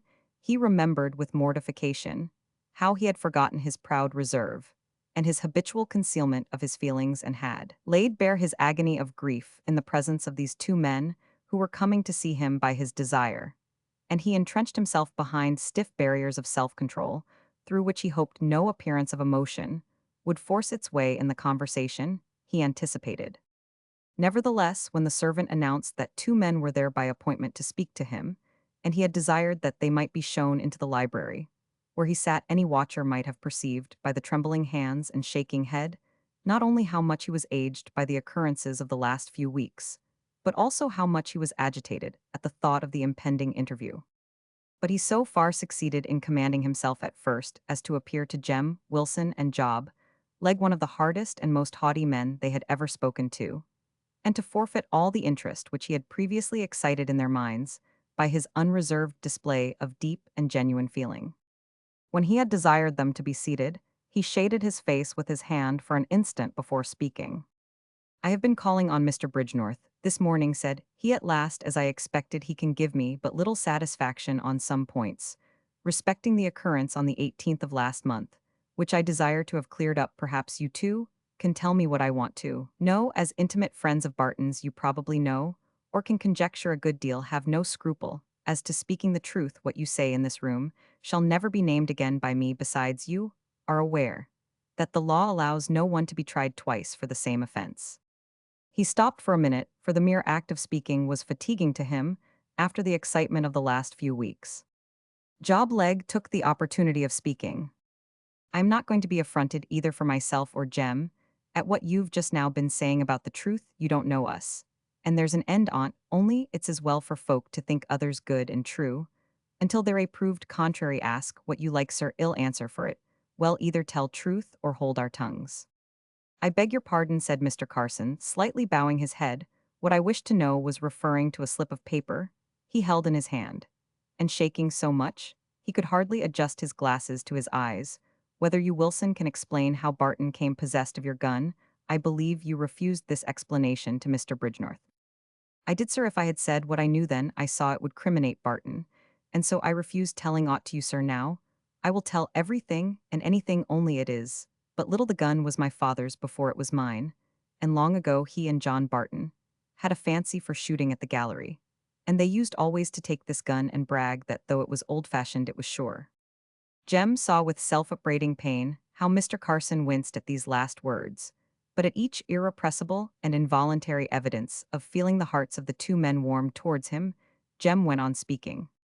"One day in the week, I think it was on the Wednesday, as it was on St. Patrick's Day, I met John just coming out of our house, as I were going to my dinner. Mother was out, and he found no one, and he said he come to borrow the old gun, and that he have made bold and taken it, but it was not to be seen. Mother was afraid of it, so after father's death, for while he were alive, she seemed to think he could manage it. I had carried it to my own room. I went up and fetched it for John, who stood outside the door all the time." "What did he say he wanted it for?" asked Mr. Carson hastily. "I don't think he spoke when I gave it him. At first, he muttered something about the shooting gallery, and I never doubted but that it were for practice there, as I knew he had done years before." Mr. Carson had strung up his frame to an attitude of upright attention. While Jem was speaking now the tension relaxed, and he sank back in his chair weak and powerless. He rose up again, however, as Jem went on, anxious to give every particular which could satisfy the bereaved father.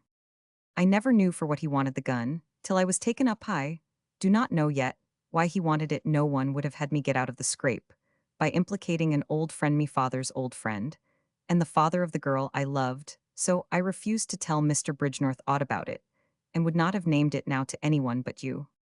Jem's face became very red at the allusion he made to Mary, but his honest, fearless eyes had met Mr. Carson's penetrating gaze unflinchingly, and had carried conviction of his innocence and truthfulness. Mr. Carson felt certain that he had heard all that Jem could tell. Accordingly, he turned to Job Legh.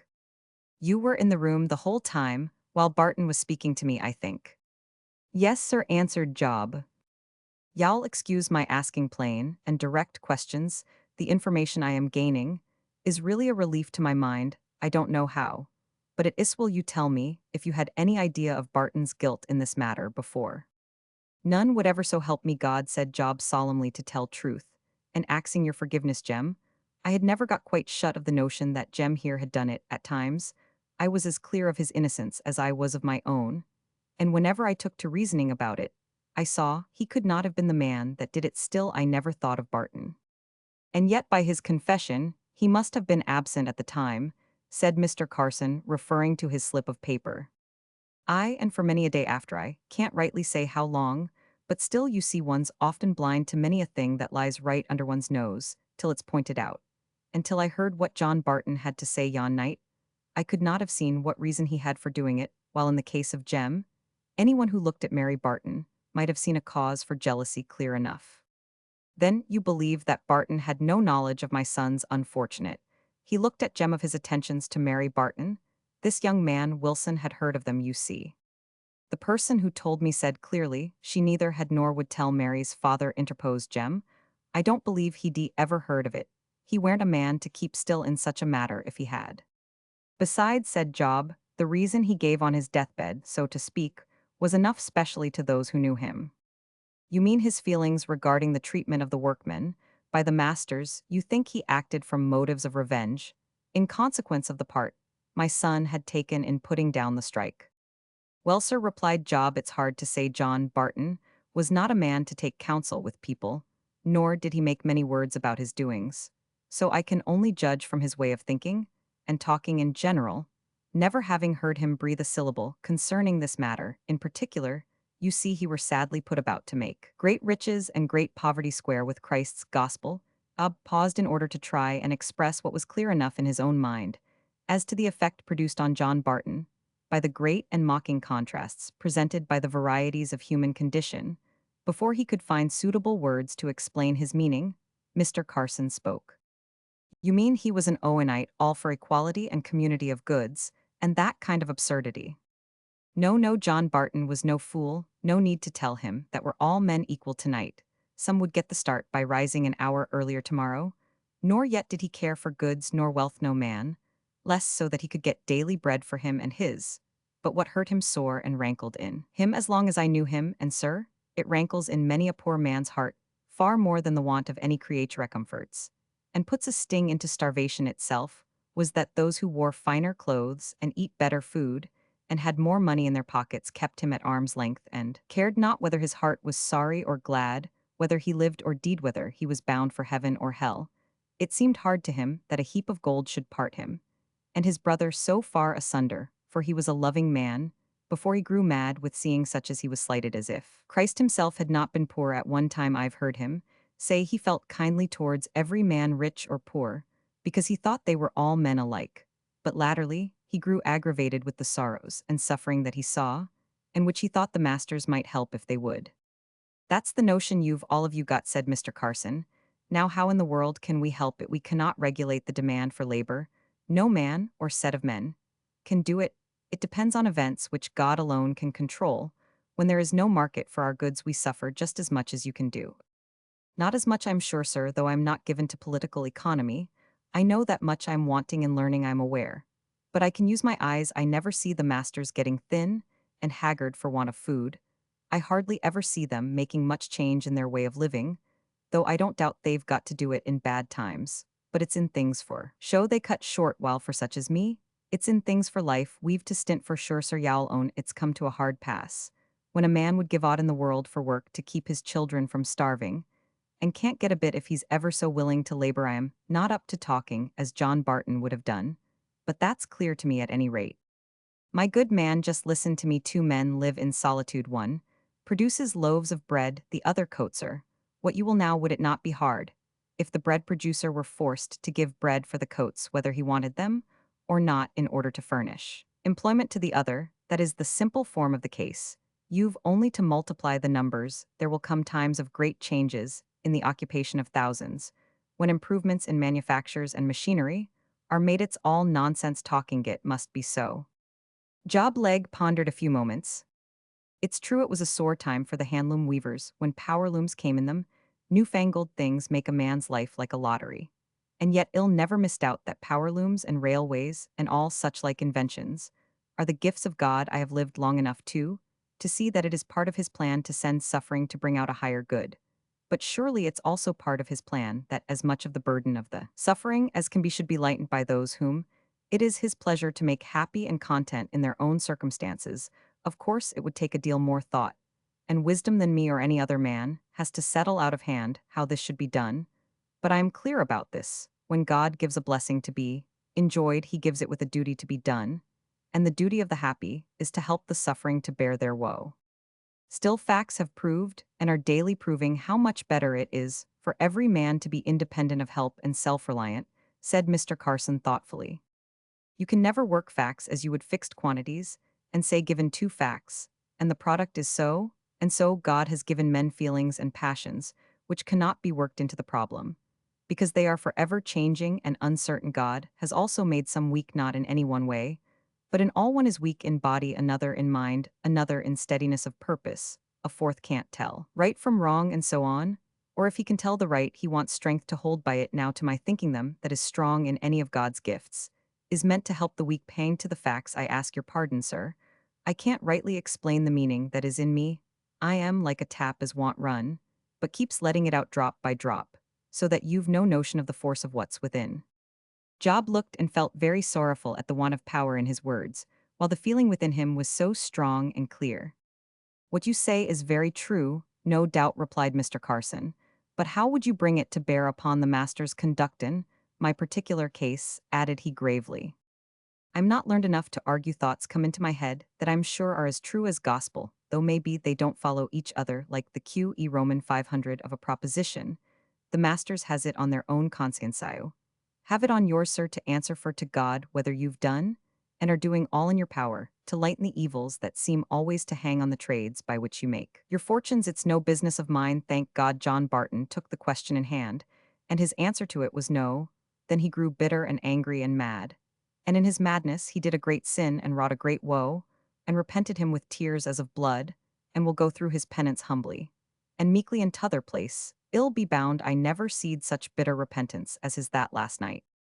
There was a silence of many minutes. Mr. Carson had covered his face and seemed utterly forgetful of their presence, and yet they did not like to disturb him by rising to leave the room.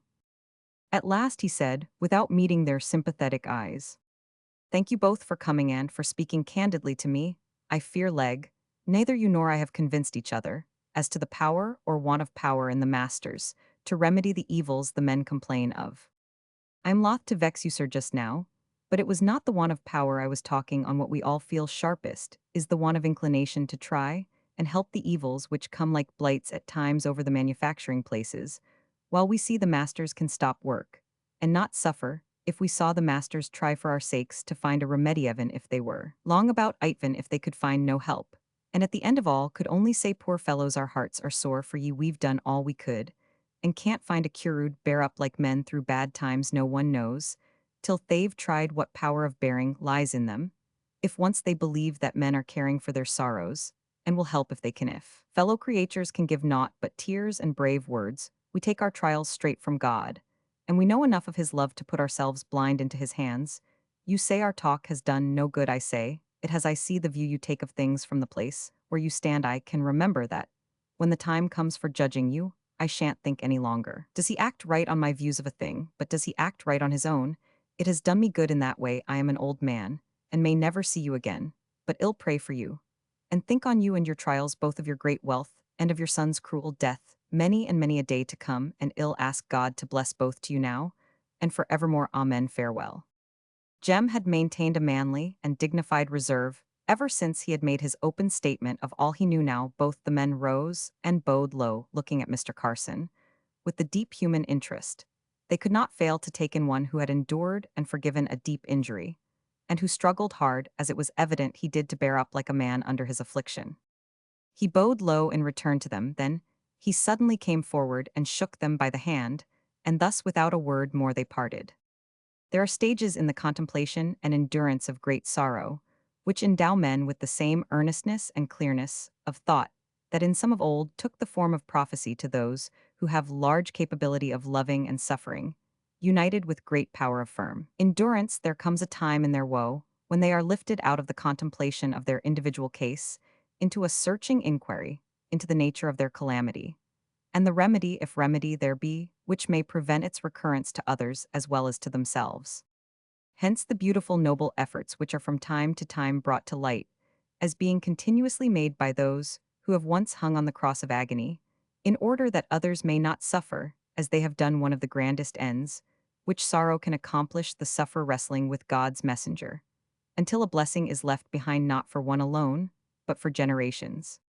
It took time before the stern nature of Mr. Carson was compelled to the recognition of this secret of comfort, and that same sternness prevented his reaping any benefit in public estimation from the actions he performed. For the character is more easily changed than the habits and manners originally formed by that character, and to his dying day Mr. Carson was considered hard and cold by those who only casually saw him or superficially knew him, but those who were admitted into his confidence were aware that the wish which lay nearest to his heart was that none might suffer from the cause from which he had suffered, that a perfect understanding and complete confidence and love might exist between masters and men, that the truth might be recognized that the interests of one were the interests of all, and as such required the consideration and deliberation of all. That hence it was most desirable to have educated workers capable of judging, not mere machines of ignorant men, and to have them bound to their employers by the ties of respect and affection, not by mere money bargains alone. In short, to acknowledge the spirit of Christ as the regulating law between both parties. Many of the improvements now in practice in the system of employment in Manchester owe their origin to short, earnest sentences spoken by Mr. Carson. Many and many yet to be carried into execution take their birth from that stern, thoughtful mind which submitted to be taught by suffering. Chapter Roman Conclusion. Touch us gently, gentle time. We've not proud nor soaring wings. Our ambition, our content, lies in simple things. Humble voyagers are we, o'er life's dim unsounded sea. Touch us gently, gentle time. Barry Cornwall. Not many days after John Barton's funeral was over, all was arranged respecting Jem's appointment at Toronto, and the time was fixed for his sailing. It was to take place almost immediately. Yet much remained to be done. Many domestic preparations were to be made, and one great obstacle anticipated by both Jem and Mary to be removed. This was the opposition they expected from Mrs. Wilson, to whom the plan had never yet been named. They were most anxious that their home should continue ever to be hers, yet they feared that her dislike to a new country might be an insuperable objection to this. At last Jem took advantage of an evening of unusual placidity, as he sat alone with his mother, just before going to bed, to broach the subject, and to his surprise, she acceded willingly to his proposition of her accompanying himself and his wife. To be sure, America is a long way to flit to beyond London, a good bit I reckon, and quite in foreign parts. But I've never had no opinion of England ever since they could be such fools as take up a quiet chap like thee, and clap thee in prison, where you go ill go perhaps in them Indian countries they'll know a well-behaved lad, when they see him near speak a word more lad ill go. Their path became daily more smooth and easy. The present was clear and practicable, the future was hopeful. They had leisure of mind enough to turn to the past. Jem said Mary to him one evening, as they sat in the twilight talking together in low, happy voices, till Margaret should come to keep Mary company through the night. Jem, you've never yet told me how you came to know about my naughty ways with poor young Mr. Carson. She blushed for shame at the remembrance of her folly, and hid her head on his shoulder while he made answer. Darling, I am almost loth to tell you your Aunt Esther told me. Ah, I remember, but how did she know I was so put about that night? I did not think of asking her. Where did you see her? I've forgotten where she lives.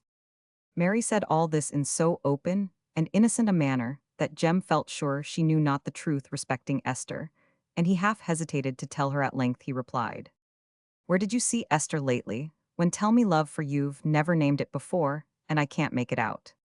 Oh, it was that horrible night which is like a dream, and she told him of Esther's midnight visit, concluding with, "We must go and see her before we leave, though I don't rightly know where to find her." "Dearest Mary," what Jem exclaimed, she alarmed by his hesitation.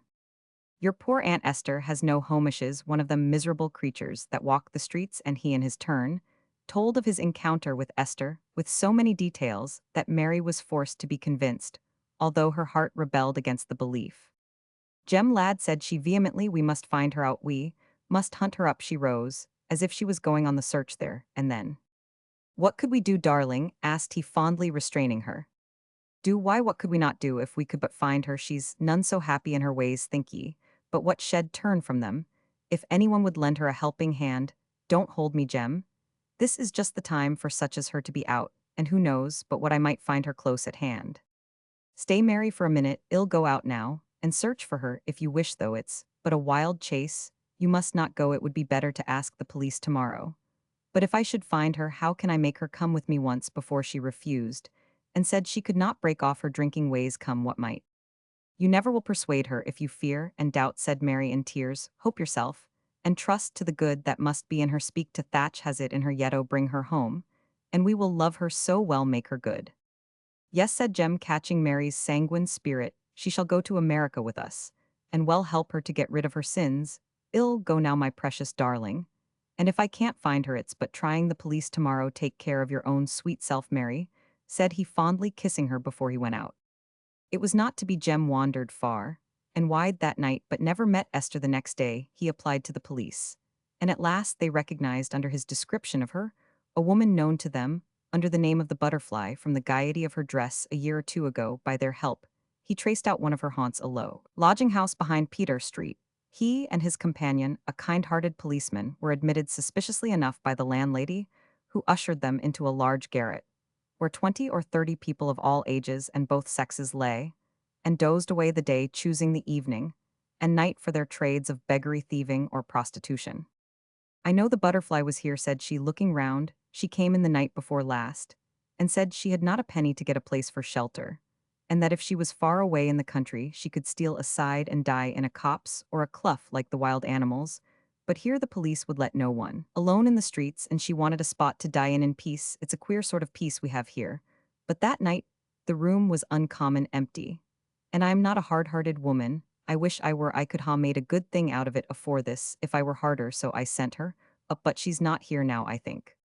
"Was she very bad?" asked Jem. "I not but skin and bone, with a cough to tear her in two." They made some inquiries, and found that, in the restlessness of approaching death, she had longed to be once more in the open air, and had gone forth where no one seemed to be able to tell, leaving many messages for her, and directions that he was to be sent for if either the policeman or the landlady obtained any clue to her whereabouts. Jem bent his steps towards Mary's house, for he had not seen her all that long day of search. He told her of his proceedings and want of success, and both were saddened at the recital, and sat silent for some time. After a while they began talking over their plans. In a day or two Mary was to give up house and go and live for a week or so with Job Leg, until the time of her marriage, which would take place immediately before sailing. They talked themselves back into silence and delicious reverie. Mary sat by Jem, his arm round her waist, her head on his shoulder, and thought over the scenes which had passed in that home she was so soon to leave forever. Suddenly she felt Jem start, and started too, without knowing why. She tried to see his countenance, but the shades of evening had deepened so much she could read no expression there. It was turned to the window she looked, and saw a white face pressed against the panes on the outside, gazing intently into the dusky chamber. While they watched, as if fascinated by the appearance, and unable to think or stir, a film came over the bright, feverish, glittering eyes outside, and the form sank down to the ground without a struggle of instinctive resistance. "It is Esther!" exclaimed they both at once. They rushed outside, and fallen into what appeared simply a heap of white or light-colored clothes. Fainting or dead lay the poor crushed butterfly, once innocent Esther. She had come as a wounded deer, drags its heavy limbs once more to the green coolness of the lair, in which it was born there to die to see the place familiar to her innocence. Yet once again before her death, whether she was indeed alive or dead, they knew not now. Job came in with Margaret, for it was bedtime. He said Esther's pulse beat a little, yet they carried her upstairs, and laid her on Mary's bed, not daring to undress her lest any motion should frighten the trembling life away. But it was all in vain. Towards midnight she opened wide her eyes, and looked around on the once familiar room. Job leg knelt by the bed praying aloud and fervently for her, but he stopped as he saw her roused look. She sat up in bed with a sudden convulsive motion. Has it been a dream? Then asked she wildly. Then, with a habit which came like instinct even in that awful dying hour, her hand sought for a locket, which hung concealed in her bosom, and finding that she knew all was true which had befallen her since last she lay an innocent girl on that bed, she fell back and spoke word nevermore. She held the locket containing her child's hair still in her hand, and once or twice she kissed it with a long soft kiss. She cried feebly and sadly as long as she had any strength to cry, and then she died. They laid her in one grave with John Barton, and there they lie without name or initial or date.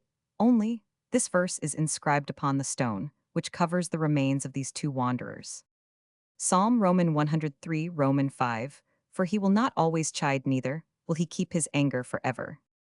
I see a long low wooden house with room enough, and to spare the old primeval trees are felled and gone for many a mile around. One alone remains to overshadow the gable end of the cottage.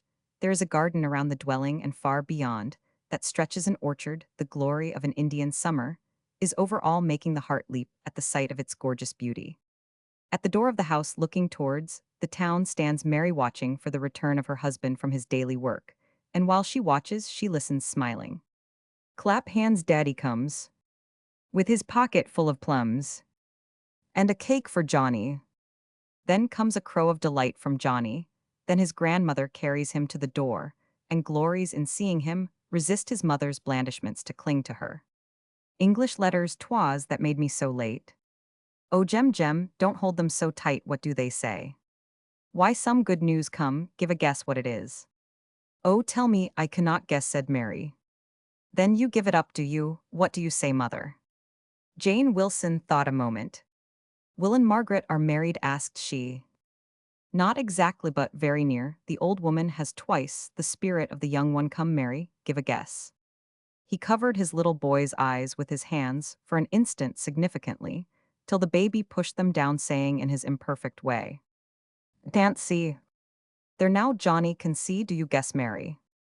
They've done something to Margaret to give her back her sight, exclaimed she. They have. She has been couched, and can see as well as ever. She and Will are to be married on the 25th of this month, and he's bringing her out here next voyage. And Job leg talks of coming to, not to see you, mariner, you motherner, you my little hero, kissing him, but to try and pick up a few specimens of Canadian insects.